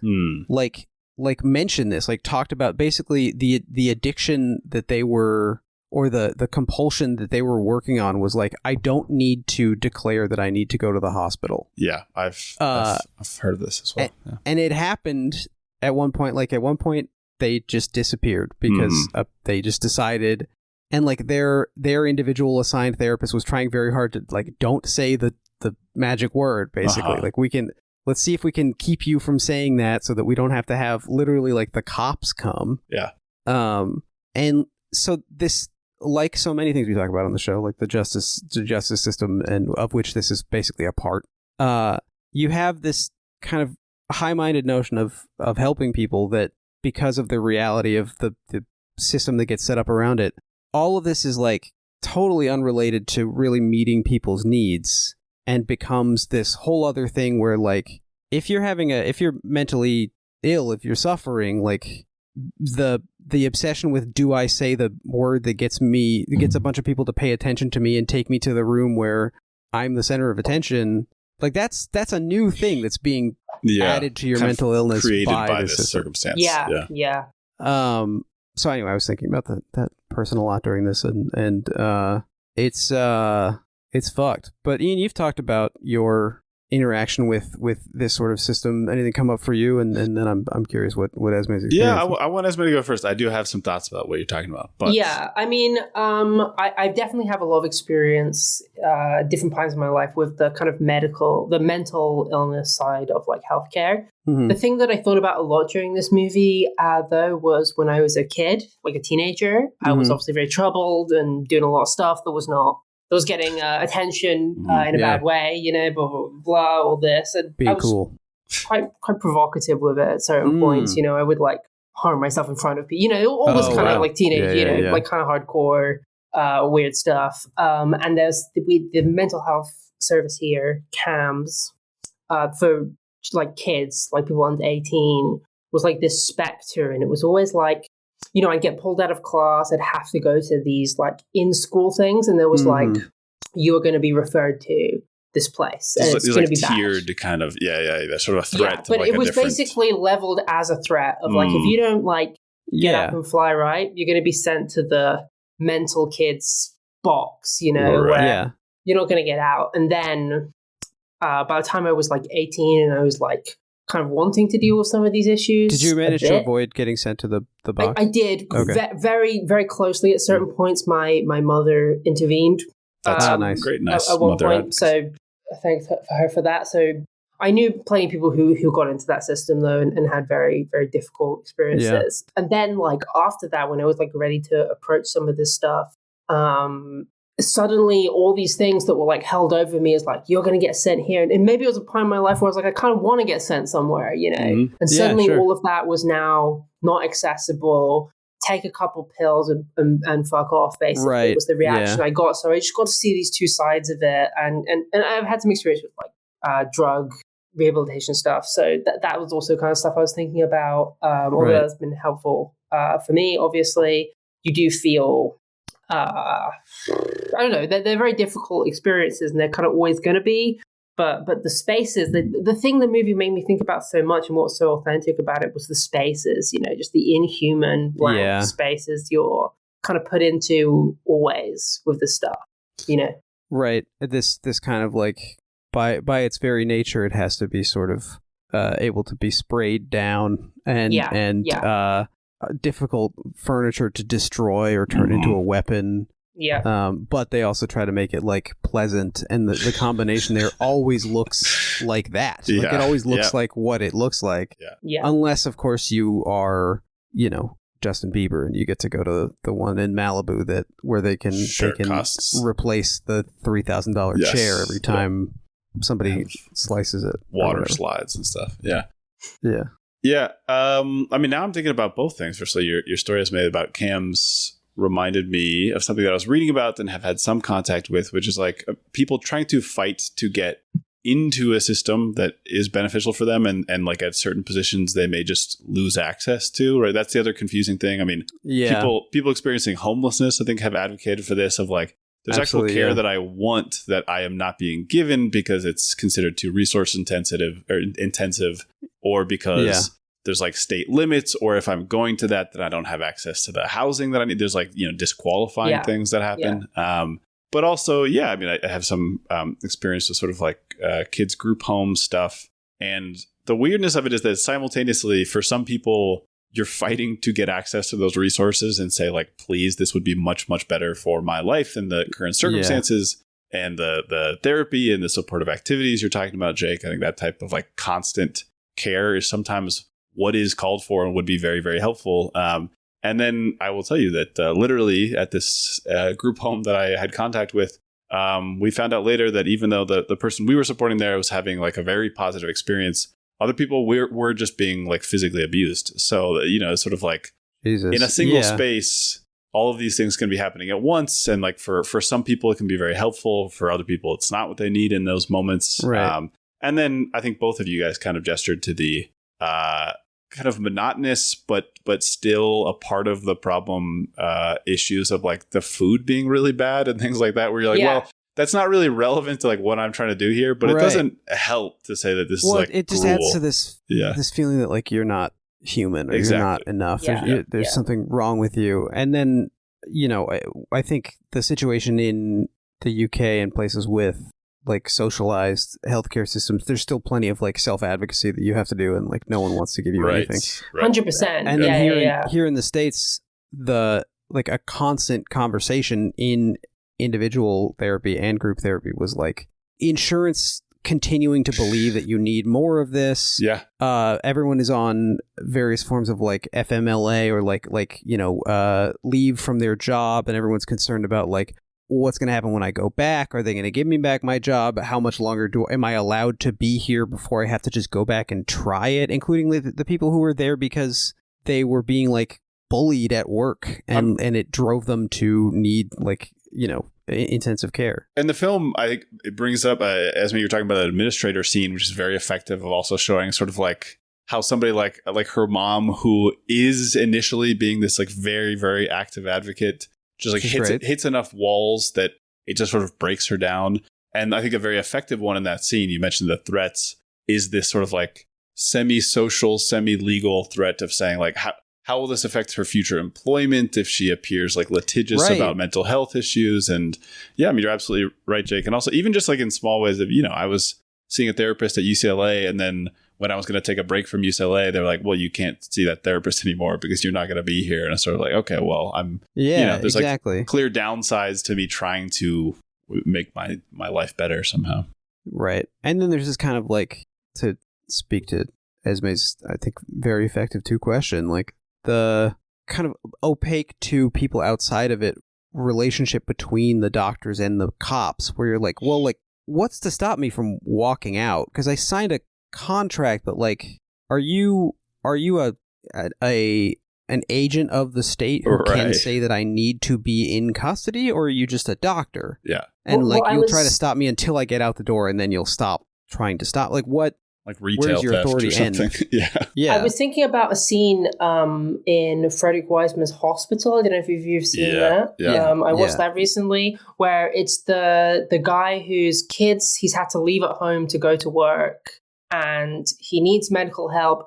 And basically, if he goes into the system, the kids have to be accounted for. He's going to be charged basically for leaving them alone. Yep. So like the access to medical care is being like weaponized. You're not going to get the care unless you get punished, And I think a lot of people are softly kicked out of the system by that stuff, by the fact that it's like, if I come to a doctor and say, I'm doing, I'm doing XYZ, I'm doing drugs, I'm addicted to drugs, it's always a threat that's going to be weaponized against you, even if like, in theory, it shouldn't, those two institutions are deeply interconnected.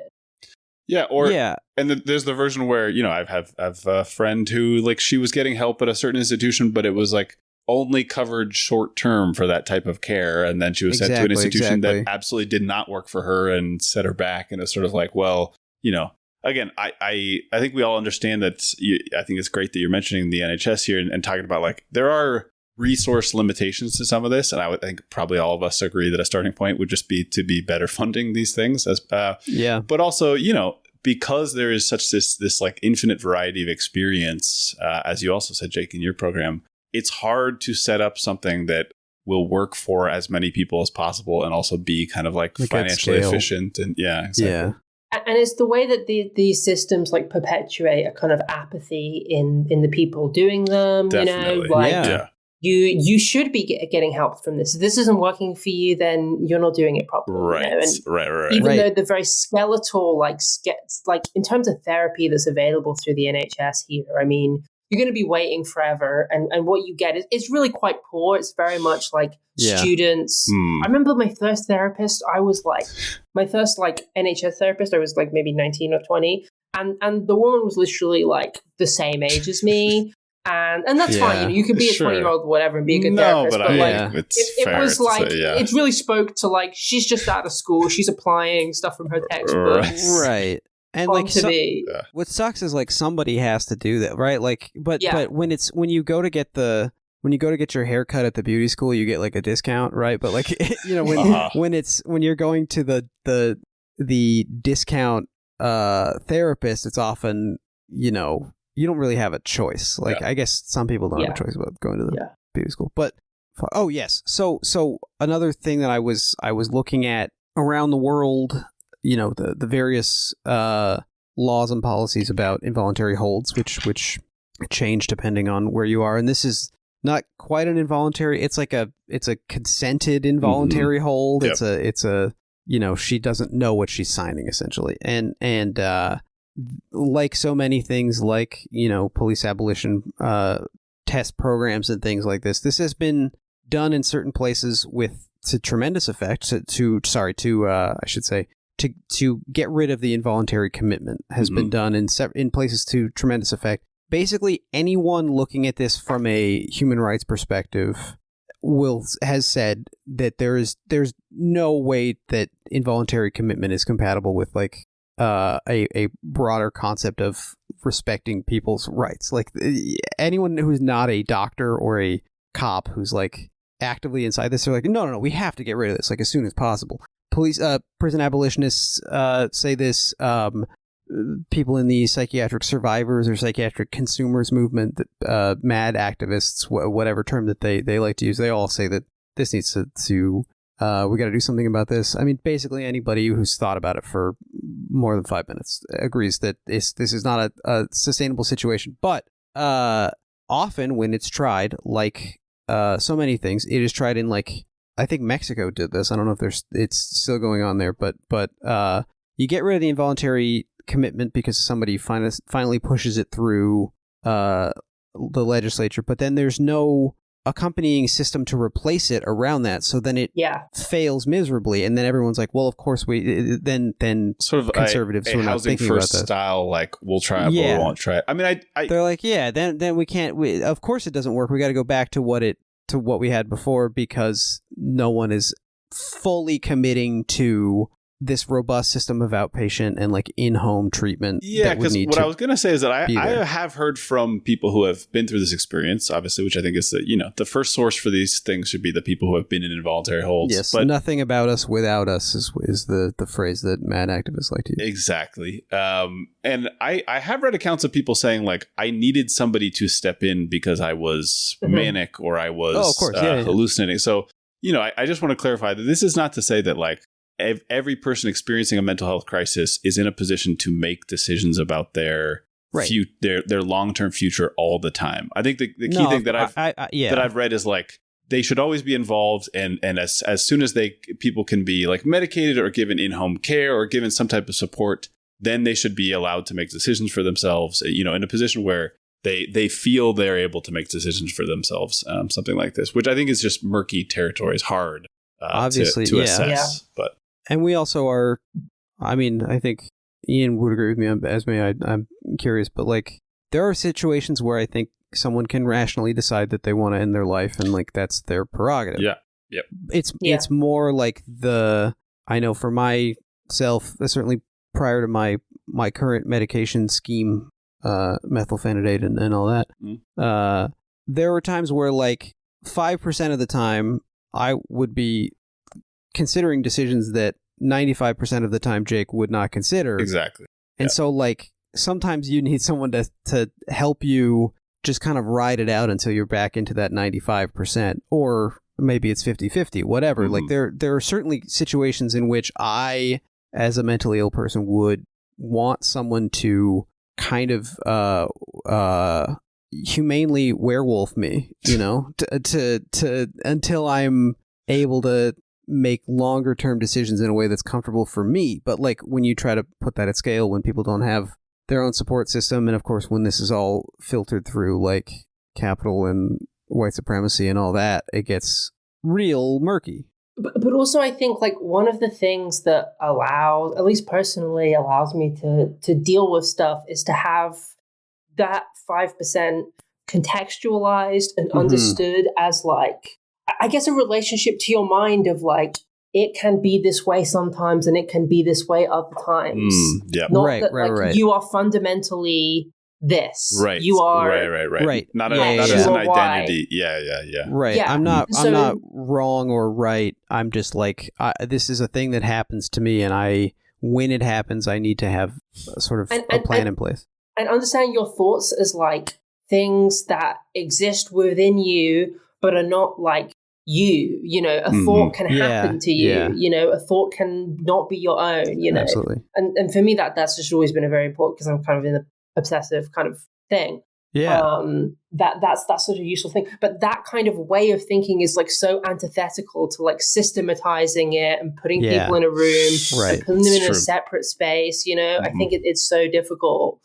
You know, so much of what's actually made me on a day-to-day basis be able to manage stuff more is just not from that. It's just not come from those spaces, even though in extremes maybe it has. But having an overall balanced relationship to the stuff it's not really offered to me. And so much like mad activism. I want to direct everybody to the website madinamerica.com, which just has like a ton of writing from people all over the world about their experiences with mental health, with mental illness, with systems, all of this stuff. Great resource. But like so much of it deals with like the idea of my reaction to what is happening to me externally, or even what's happening to me internally, is rational. Like based on the experience that I'm having with the phenomenological experience of the world, with that you neurotransmitters, with whatever. If I'm feeling this way, it is rational for me to want to not ever feel anything again. Or like if I am perceiving that everyone wants to hurt me, it's rational for me to like scream and yell and run away from them. You know, it's I'm not like being the idea that it's crazy in the context of someone who is not having my experience, but it is rational in the context of someone who is having my experience. It's just a hard thing to convey to someone else. And when you add in, you know, that sometimes this involves like threats or actual violence toward other people because of an experience that you're having, like it gets messy. But what we're seeing with this movie, what we're seeing with our experiences is like the system we have set up is not, we could do so much better in how we deal with people. Esmé, is there like a mental health crisis first responder system for you, or do you just call the cops like we do? Yeah. Not that I've had any, not that I or anyone I know have had any experience, or like you just call a number and no one answers, really. Okay, well, I guess that's better than calling the number and the gun guy answers. But I think so much of like it here is like totally necrotic. You know, the whole thing is like you can technically call this number, you can technically reach out, but there actually is not a lot of services. At the end of the day, you're just going to get given an appointment in a week at best. Not even that's a week, great. You know? Right. But like a lot of homelessness experiences of like, we can give you these resources when they will no longer be useful to you, if at all. It's raining right now, but we can give you shelter next week. You know, that kind of thing. And I think something sorry to bring it back a little bit to the movie. No, it was time. It was time. Yeah. Is I think to a certain extent the marketing, the vibe around this movie does undersell it. Like the tagline or whatever, it's like Unsane. Is she or isn't very she? Bad tagline. You know, not really what the movie's about. You know, the fact that it resolves that ambiguity early was something I felt weird about when I first watched it. But now I feel like it gives the movie so much more clarity. And she does have mental health issues that affect her and give her delusions. But like, that is not, the movie fundamentally lands on like, there's not you're not being insane. You know, it's not, there is not a harsh line, you know? Even though that's kind of contradicted by the scary monster guy at the end. Which, by the way, did you guys know? Did you guys see that he's from the Blair Witch Project? He's one of the people in the Blair Witch Project. Yeah, so one of the original scary guys. Yeah, like Soderbergh, he is a Sundance legend. But unlike Soderbergh, he didn't make any fucking money from that because, much like Sawyer Valentini, he and the other cast members were made to sign some dodgy shit. And like, there's a story, he tells a great article about them from a couple years ago. I'll link in the show notes, but he talks about like, after the movie comes out, serving his own agent at a party because he was still working as a caterer because he hadn't made any money. But speaking to the marketing briefly, this is with Logan Lucky. This was another distribution experiment by Soderbergh. He was distributing it under Fingerprint Releasing, which was a production company he put together, and was trying. So he, in an interview with Deadline, he says, typically you cannot get out of bed for under $30 million in marketing, and it's probably going up from there. I felt with a strategically targeted campaign, you ought to be able to do it for $20 million. So I wanted to see if it was possible. It didn't work on Logan. I got the opportunity to do it again on Unsane. It didn't work again. The bottom line, $20 million is not enough for a wide release film to generate the level of awareness that you have to have. It's just not. So he was talking about with Logan Lucky, his experiment was to basically cut out all of the kind of traditional marketing stuff and just go like digital. And so they had Channing Tatum. He says Chan went on this little road trip the week before Logan Lucky opened. He was doing fun stuff with real people, and he posted a couple of things that millions and millions of people saw.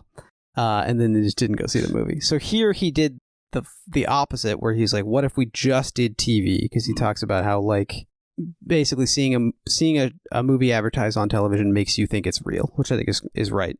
But I think they just like didn't, I don't know, they didn't get the commercials to the right people. They didn't have the right commercials. It wasn't the right time, whatever. But he says, despite the conversation about the whole fingerprint distribution experiment, Unsane was still economically a nice thing for all of us to be involved with. It was not an expensive movie to make, and we were able to make deals where everybody got some checks, so that's nice. Yeah, I mean, it was like 15 million against 1.5 million production budget. So it's not like it totally flopped. I understand that for Soderbergh, a guy who made Magic Mike, where it made, whatever, hundreds of millions, at least 250 or something. And like Sex Lies even was made for 1 million and made 36. Right. So he's had more successful experiments, but I think we would hardly call it like a failure. No, and I suspect that it's on Apple TV and all that stuff. And it's a genre movie where like people are just going to click on this because it's a lady in a mental institution. They sort of know what that movie is going to be like. And I guess that is what the title is for fundamentally. Yeah, probably. But I do think even the iPhone stuff, I mean, I think we kind of hit it on it a little bit earlier. Like that was the kind of USP of the movie. Yeah. That was the reason it was interesting. Right. I actually just think in the context of the movie, it's simply just a tool that's used as a camera. So Yeah. I don't think he's playing up it in the way of like, there's some like little movies. There's one I saw a couple years ago called Beyond the Infinite 2 Minutes, which is like a cute little Japanese time loop movie that's all shot on like iPhone, fake one take, kind of post one cut of the dead thing. And that really uses the iPhone as a like, look how scrappy we are, blah, blah, blah, blah. This is on a phone, But I actually think Soderbergh is simply interested in like the image qualities of the iPhone here. And uses them like amazingly, basically. Like I thought I was going to look at it and be like, oh, kind of cool. But actually, I thought the images were great and like in different ways. We've talked a lot about like warping faces and the sterile backgrounds. But, those blue forest sequences are really the day for night stuff. Yeah. It's cool. It looked like, did you see EO a couple of years ago? The one about the donkey? Yep. Really reminded me of a sequence in that when the donkey meets a robot donkey thing. And like, he's really doing something that's kind of beautiful and interesting with that I really like. He's not just trying to like, it's not a gimmick. It's just an interesting tool that he's playing with. Yeah, I mean, we brought up Full Frontal. I think another film that people were sort of like, oh, he's using DV and like it's, is it gimmicky? But I agree with you.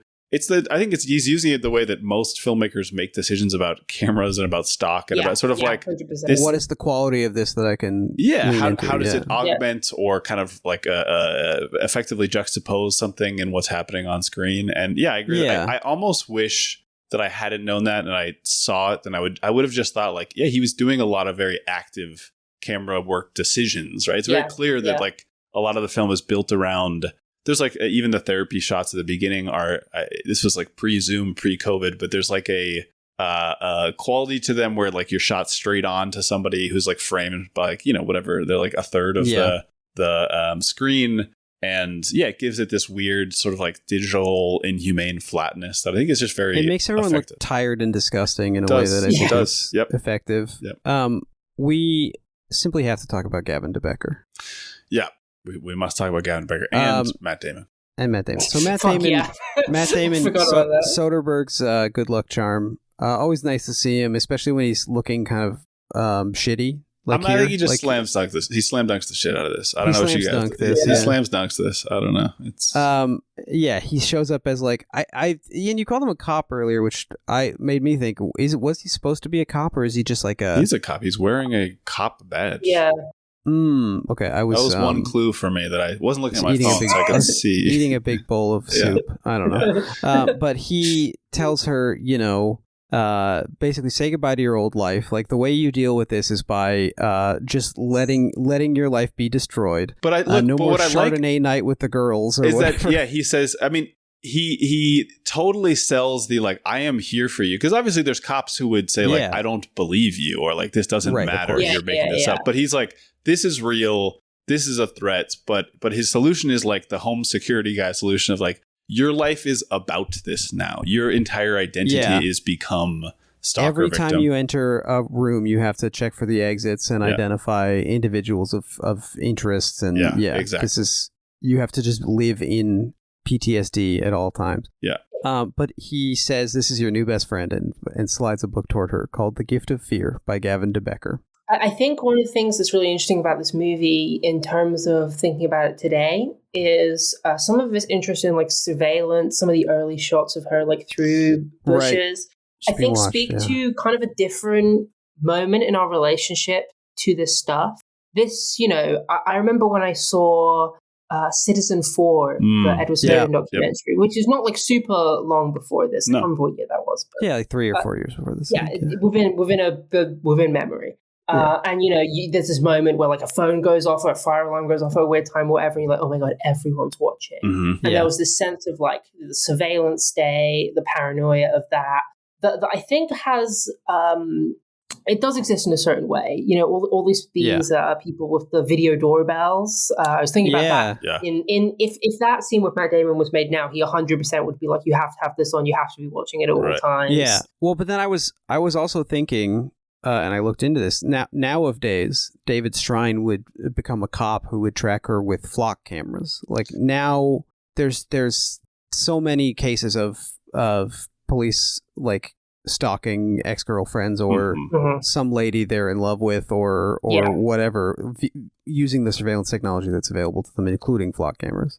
But I do think our relationship, maybe I'm wrong here, but my feeling is our relationship to surveillance is quite different now in a sense of like, I think it's become accepted in a different way. I think now so much of like privacy, the thought of like back at this point, having like private Facebook accounts, private Instagram accounts was much more kind of the main way you'd interface, or if you're online otherwise you'd be using like a username. This was changing at this point, but in general that had been the vibe.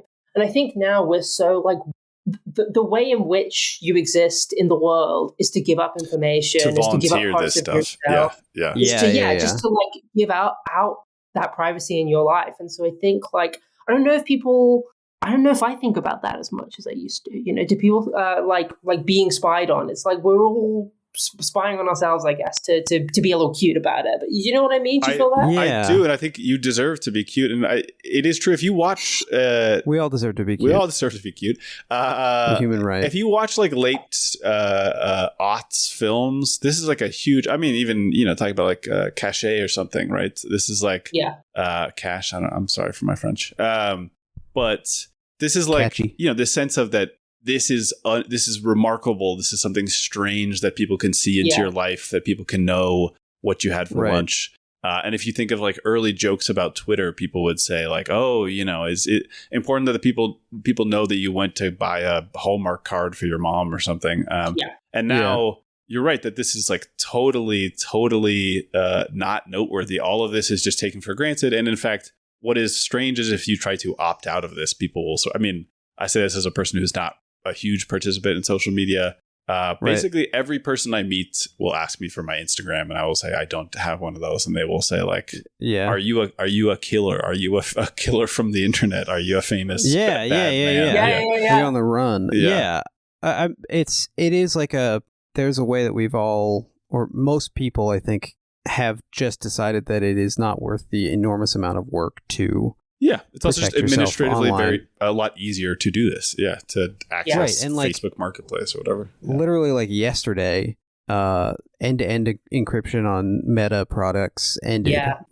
They can just read your DMs now. Right. And kind of with very little fanfare, really. Yeah. For the reason I think you're saying, of just like people have already kind of knowingly sold their data, so they say, well, what's the difference? What, you know? Yeah. Yeah. Enter Gavin de Becker. So this book, The Gift of Fear: Survival Signals That Protect Us from Violence, was a bestseller when it was published in 1997. It is a book written by a very interesting man.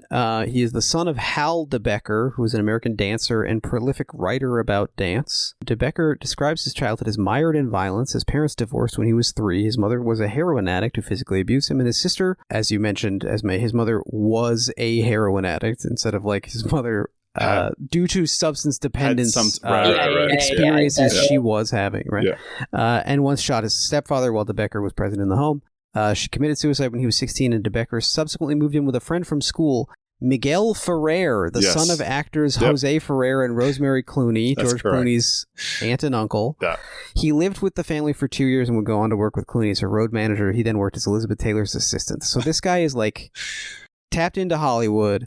He then, with the United States Marshals Service, the cops, in the 80s, he co-designed the Mosaic Threat Assessment System. Which this cannot be a coincidence that Steven Soderbergh, who directed a film called Mosaic, I don't know what the order is. I would be curious to see, did he find out about this after he made the other thing? But it is specifically a threat assessment system that started as a system to identify threats to like judicial executives or something, like, you know, high up people in the judicial system, and then over time became like a popular kind of like a fad in law enforcement, and also like domestic violence stuff, and then he made it free for the domestic violence version. He made free, I think, in a kind of like Ring camera will protect you from porch pirates, sort of like selling this to regular people. This is a fascinating dude who is both seemingly like kind of a salesman for this thing, but I will say this is not like an Alex Jones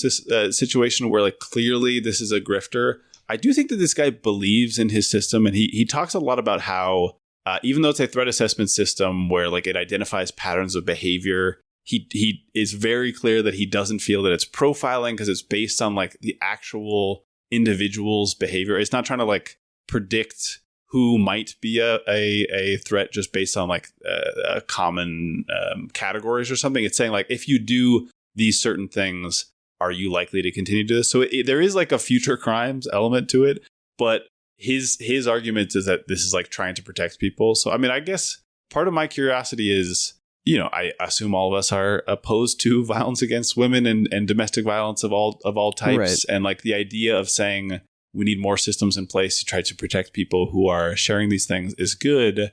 But also this is like carceral surveillance state stuff to the max of saying like, you know, this is a test that says you're bad. Well, can I just say before we go deeper into this, that when I saw this book in the movie, I thought the title was so crazy. I just kind of assumed it was like some shit he made up, to be honest. It's so neat as a title, you know, for what it represents. This is a guy who, like, I mean, Miguel Ferrer says he based Albert Rosenfield, his character from Twin Peaks, on this guy who was his childhood like such friend. A great connection. Yeah. He gave a eulogy at Carrie Fisher's memorial saying, quote, "The first time I had sex was at Carrie's house. It wasn't with Carrie, but she arranged it. He officiated her daughter's wedding." All the kids in the crowd nodding along like, yes, of course. Yes, this is normal. He gave a eulogy at Gary Shandling's funeral. Yeah. And he, in the 90s, he dated Alanis Morissette and Gina Davis. Yeah. George Harrison died at his house. Right.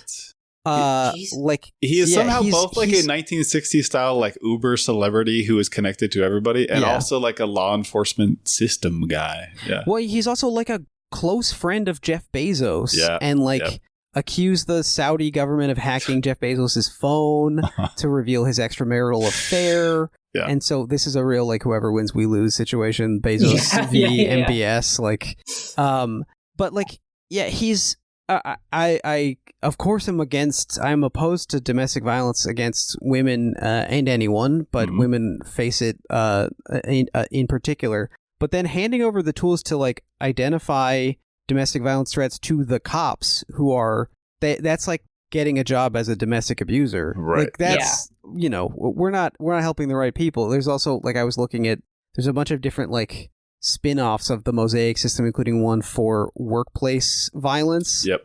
And it assesses the 3 most likely sources of violence in the workplace: angry employees, angry former employees, and stalkers who pursue their targets at the workplace.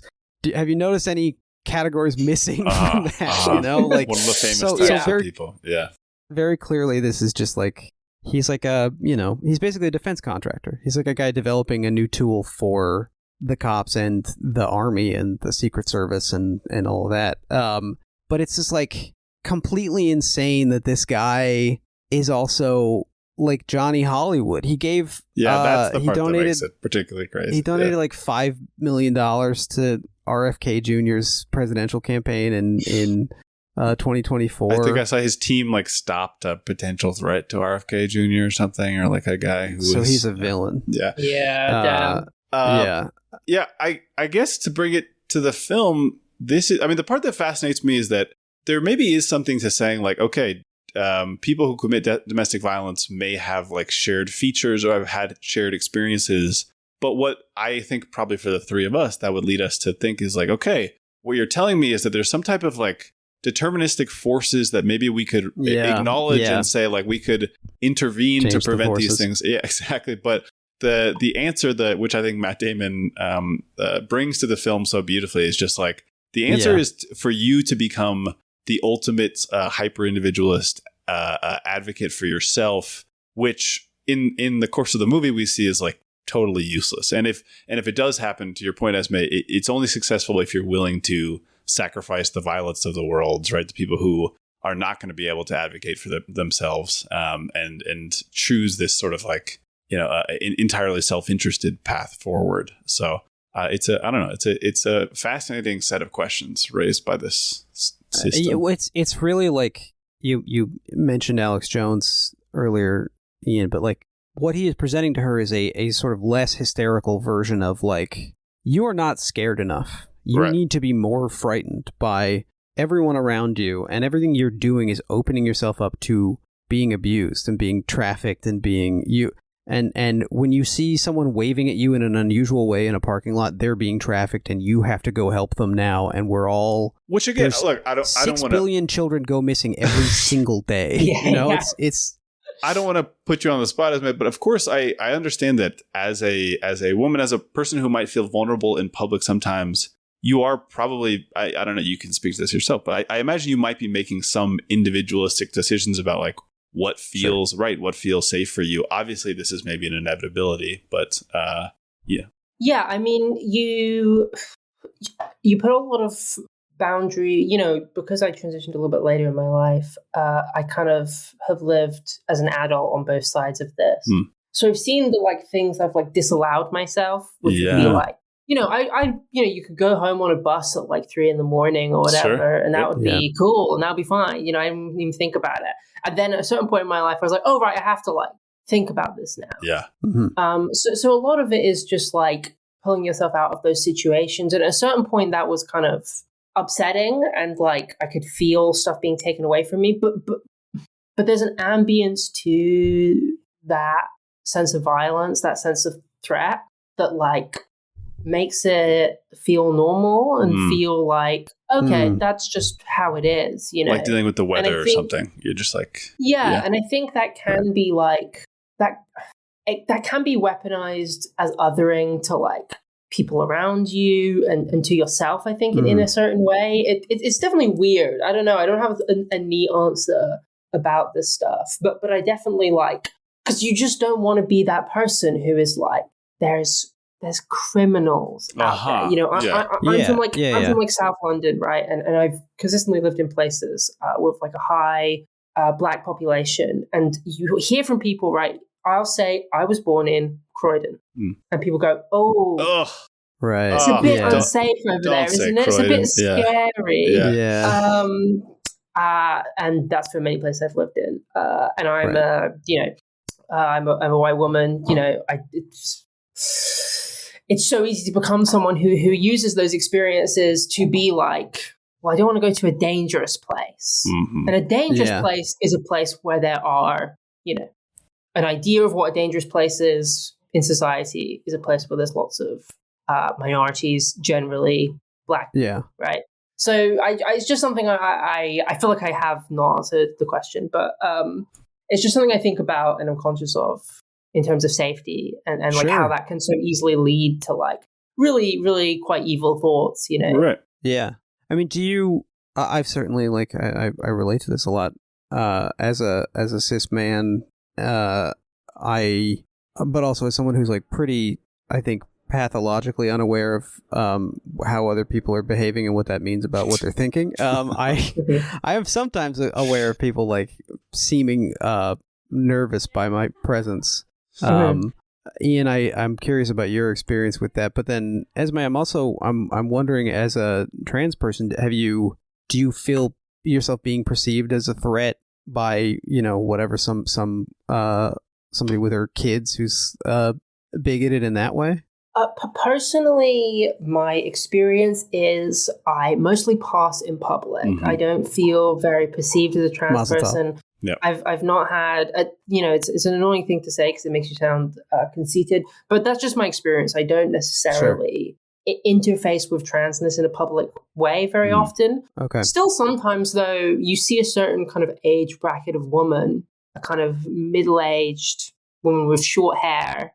When I'm in a public bathroom, and I will be like, I'll think about it. Like, please don't start talking. Whatever is good. Yeah, just let's. I just don't want this to happen. Yeah. But I definitely also do like find myself paying attention to other people way more. Sure. Like you're talking about being like pathologically unaware. Yeah, how much they're just looking at you. Someone's vibe is weird in general. It might not even be directed at you. Yeah. It's just like a certain, at least.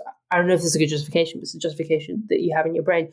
You're like, well, if this person's acting weird, it's better to be safe and just step away. Right.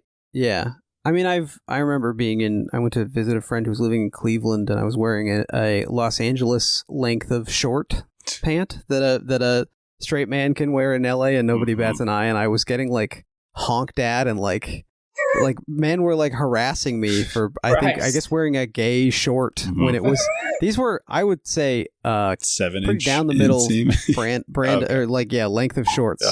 And all of a sudden like this was basically my first and only experience of that sort of thing besides being like called gay in middle school or whatever because my friend drew on his fingernails with Sharpie and I was sitting too close to him. But it is like it's nasty the way that we all treat one another. But I mean, to your point about like being in a position, obviously I don't mean this as a complaint, my life is hard, but even the weirdness of being on the other side as somebody who jogs and is frequently running up behind women and having to be like, okay, well, I'll try to cross the street definitely because I'm aware this will be alarming to you. But sometimes I can't do that. And then am I like slowing down? That seems much scarier to do if I stop running. I think you got to run in like a super gay guy way. That's the solution. I gotta run kind of loud and loose. Yeah, I see what you're saying. Loosen the limbs a little bit. And they just trip and eat shit in a way that's sort of like, well, this guy can't be scary. Have you seen like Instagram reels about that? I've seen Instagram reels where a girl is afraid of a man, and then he says like he adopts like a particularly gay voice and says like that he loves her shoes and she stops acting scared of her. Yeah, sure. Ian, your Inspector de Cuerpos Femeninos t-shirt is not really helping a lot. Sure. Doesn't make sense because they don't have one of those. It's not even what the FBI is called there or whatever. I mean, just speaks to this sort of like makes you aware of other people as like again, to reuse this like Silence of the Lambs protagonists all the time of like, well, I do have to be afraid, even though, as you're saying, Esmé, I don't want to be so afraid that it starts me down the path of dehumanizing other people. And even, again, in the film, the initial contact with Violet and with, I don't know, do we get the character's name who walks up to her and she's like afraid that he's maybe going to assault her? know if they say it. Is the guy from the TV show Looking is the actor, but yeah. It was like Jacob, I think. Yeah, Jacob. It is. So I mean, I think there's like a well-framed ambiguity about that contact where like we've already seen him talk to Jay Pharoah's character in a way that is sort of like seems normal and kind, and he is walking up to her in kind of an aggressive, like when I say aggressive I just mean like fast, but also this is maybe somebody who has mental illness or something that would make it hard for him to follow social conventions, and we don't know, but it does seem like maybe Sawyer overreacts to what he's doing. But I think the film grants her a sort of humanity of saying like, well, if you're not clear on this, how do you make a decision? Do you try to be humane? Do you try to protect yourself? Like, what is your priority here? And that's hard to say. Can you imagine asking Amy Irving to get into a garbage bag? The gall. I mean, it just that really struck me somehow. I feel like, I mean, she's an actor. She likes to do actor stuff. Sure. That really, and presumably shoot her from like 6 inches away. I would to get that shot. Probably, yeah, with a phone that's like worse than hers, probably. Yeah. By the way, speaking of Zemecking, my incredible discovery: Amy Irving is the singing voice of Jessica Rabbit. Whoa, I don't know if I knew that. Did you know that? I don't remember it. Certainly. Amy Irving has the most beautiful singing voice of all time, according to different books on the subject. Yeah. That blew my mind. That was crazy. Anyway, do we have sort of final thoughts or summation thoughts? I feel like I have a kind of wrap up thing to say. Is that I think the movie is often really effective at bringing up these questions, and I think like it's facilitated a really enjoyable conversation here. When I watched it with my partner, I kind of had to like stop the conversation so I didn't like use up too much juice. But like it's a movie that like gets a lot of thoughts whirring. I think it's very effective in that, and I think where the movie falters to a certain extent is that it doesn't have a great. It's fine not to have a solution, but it tries to have a solution. Right? At the end of the day, I think ultimately the twist of the undercover journalist and that all coming out and everyone getting arrested is very neat and very very wishful thinking. And it's an ending that I think the same ending could be said of co-host Kimmy's movie too. That's kind of a pretty similar ending, really. And that's I don't know. I think there's a certain the perfect version of this movie to me is kind of like a mental health version of. Have you seen the Costa Gavras movie Missing? No, I like Costa Gavras. I've had the ending of it spoiled for me, but I haven't seen it. It's a wonderful movie about an American played by Jack Lemmon who goes over to Chile during the coup, and his son, who moved there for the kind of promises it had before this coup, has gone missing, and he's constantly interfacing with the American representatives in Chile, and they're like, well, we've got to follow correct procedure, blah, blah, blah. Okay, well, I've got to get you in contact with this guy. And he's sent through the gears of the institution, and he has this vision of himself that's like, I'm an American. I have rights, right? I always think of a story my friend told me when she was serving someone slowly at the cinema she works at. She was serving an American slowly, and the American went to her, don't you guys have consumer rights? Which kind of, rings in certain scenes of Unsane, I think. Right. It's crazy, right? You go to the embassy? Yeah. And in Missing, he slowly has this kind of sense of like entitlement and a sense that all will come out in the wash, all is fair in the end, stripped away from him. Almost, the movie ends on kind of a more ambiguous note where he's like, I'm going to call my lawyer. But ultimately, the movie is the process of we understand that gesture as futile, as like the system will not allow you to do this. You're fucked. They're going to kill your kid and they're going to waste your time about it, and there'll be no consequences. And I think that's the ultimate version of this movie, which is not what it is. It's an experiment within a somewhat normative structure, and that's okay. It's still kind of good, and I like it. It's good. It's just good. Yeah, I'm with you there. I think I suspect as a name director using an iPhone, there is maybe a pressure to like have the rest of the film be relatable and recognizable. The argument for the Pocahontas-ness of Avatar is ringing in my head. Like the rest of this is so crazy that you do need something that viewers can hang their hat on. Yeah. You know, it's interesting that Claire Foy is actually in another film the same year where she is once again caught in a spider's web, if you will, as a girl.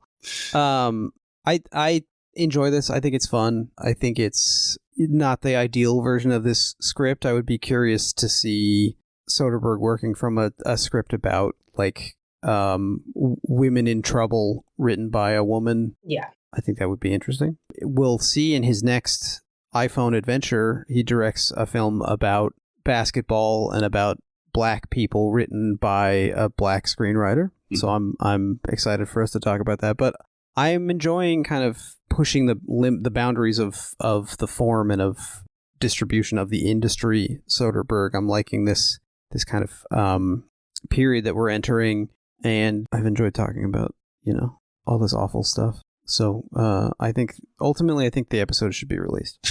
Okay, that's good. Yeah, we listeners don't know that we always vote at the end. Many. Yeah. I mean, look at the ones that have been released. Imagine how many must have gone in the trash can. Yeah. We did an episode on Eros. Is that the one that he did with Antonioni? We got too worked up. Yeah. Yeah, look, I think I agree with you guys. I will maybe disagree with you, Jake, that like we need something conventional here. I think where the film falls short for me is where it sort of seems to decide like it's fine to just kind of like use the normative, the standard, the boilerplate version of this story. Because I do think that when the film is being braver, like technically and narratively, that's when it succeeds the best. So I guess I just wish that there was sort of like follow through on that. But otherwise, I enjoyed a lot. We didn't really talk. I'm not like the biggest Jay Farrow head as a comedian, but I think he's very good at this. I might be the smallest Jay Farrow head. I think he's extremely. I remember thinking he was god awful, and so watching it again, I was like, interesting. He's not really registering for me at all. I enjoyed him in this. I think that the twist, as you pointed out, Esmé, is like a kind of a betrayal almost of the story in the sense that it turns it into. It's like a different like type of film. Yeah. That so many people start dying. Yeah, exactly. And sort of like rescues you from feeling too bad because like all of his stuff gets revealed in this kind of a way. But yeah, I don't know. I enjoy the film. I'm happy it was made. And I think it is maybe a good reminder that experimentation, even amongst these directors, can be like to a clear end and have a reason behind it. And I would be happy to see more of this from other directors. So in that sense, I think it's cool. Yeah. I think experimenting even between podcast co-hosts can be interesting and recorded on an iPhone. Yeah, perhaps. Of course. Kimmy, any thoughts from you? Lisbeth Salander and I used to hang out. Oh, wow. That makes sense. She's like kind of a computer. You say her gal. last name differently than I've heard it pronounced elsewhere. I guess is that maybe other people mispronounce it. Yeah, I think that's probably true. My first gig was opening for her. Okay. She taught me it was okay to be weird. Yeah, did she die? That's always great. I didn't see Girl in the Spider's Web. I don't remember what she happens. I think doesn't she like avert like nuclear something apocalypse like in that this. movie? And Don't maybe they she just kind of sneakily steals a bunch of money from bad people and goes and lives on like an island or something. I don't know. Fede Alvarez directs Ocean 14. Ocean 14. He not said. Me. Disagree. Well, between what he did with that one and the Alien movie, this guy really has a way of taking a franchise and just launching it into the stratosphere. Well, that's about going to do it for our episode on Unsane. We have one last segment we always have to do, and of course that is Popcornopolis. Kimmy, what is this? This is Popcornopolis, the segment where we ask our guest, do you like popcorn? Esmé, do you like popcorn? Not really. Oh, I like this. Great. I'd love to hear this. Wait, that's it. No follow up. Okay. I just thought it would be. I thought that'd be funny. But yeah, what's? Did you have a bad experience? Different? Is there a different snack? No snack? What's the deal? No snack. To be honest, the theaters I go to most these days, like the ICA and the BFI, they don't sell snacks. They don't sell popcorn. It's kind of out of fashion here. Elena Lazic, I think, said the same thing. She said that you guys are too smart and you're all kind of like human museums and you don't need popcorn. Yeah. Exactly. Yeah, I think she said it was provincial of us to need to eat. I mean, I would agree with that wholeheartedly. I was kind of trying to keep it under wraps, but that's my truth. Sure. Well, it is interesting. We have at the Academy Theater, the Academy Theater here at the Academy Museum in Los Angeles does not serve food in the theater, and there is like a way that indicates something about the presentation of the movies. There are like this is not for the hoi polloi. This is not for the unwashed. This is like art. And so then when they show something like Showgirls or whatever, that's when it feels. But see, then it feels weird. I appreciate that there are environments and films that I probably should not be enjoyed with a snack. But I think it's weird. I remember that I think the Billy Wilder Theater also does the same thing of like it's for art.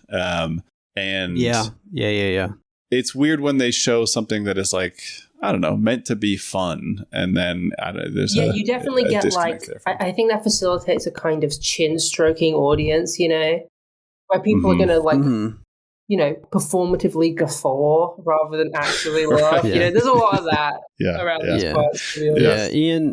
Ian likes to cut a hole in the popcorn and put his chin in there so that his date strokes it without knowing. No, he doesn't. Maybe one of the nicer things you've said that I do.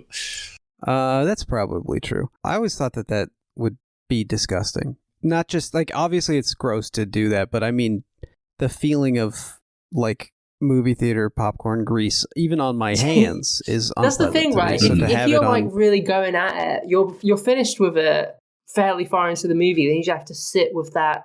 Not me. I'll finish it with a pretty quick into the movie. You finish it quickly, and then you just have to like linger in this grease for the rest of the movie. I don't like that feeling.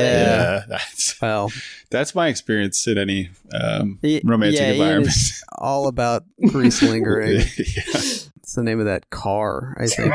Well, thank you so much, Esmé, for joining us. It's been far too long. It's wonderful to have you back. Thanks so much. I had a good time. 2 years. We've been bereft.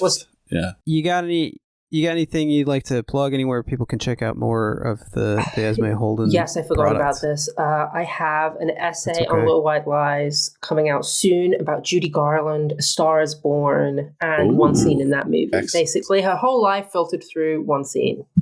So that's exciting. Great. Not sure the exact date that's going to come out, but pretty soon. Maybe even by the time this episode's out. And I don't know, follow me on Letterboxd, I guess. Esmé Part 2, 2 eyes.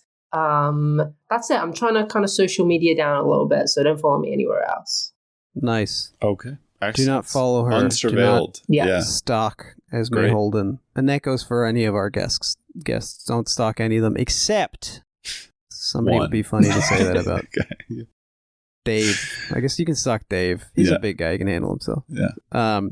As for us, remember to subscribe, rate us, write a review. Helps us on the algorithm. If you like the show, tell a friend, tell your dad, tell your therapist. Tell your ride. Follow us on Twitter and Instagram at Podcasty For Me. If you have any comments, questions, or concerns, or you're interested in co-hosting a two-person Steven Soderbergh podcast, you can email us at podcastyforme@gmail.com. All of this is at podcastyforme.com and shootingyourselfinthehead.com, but visit that on a Tor browser. Thank you to Jeremy Allison for our artwork.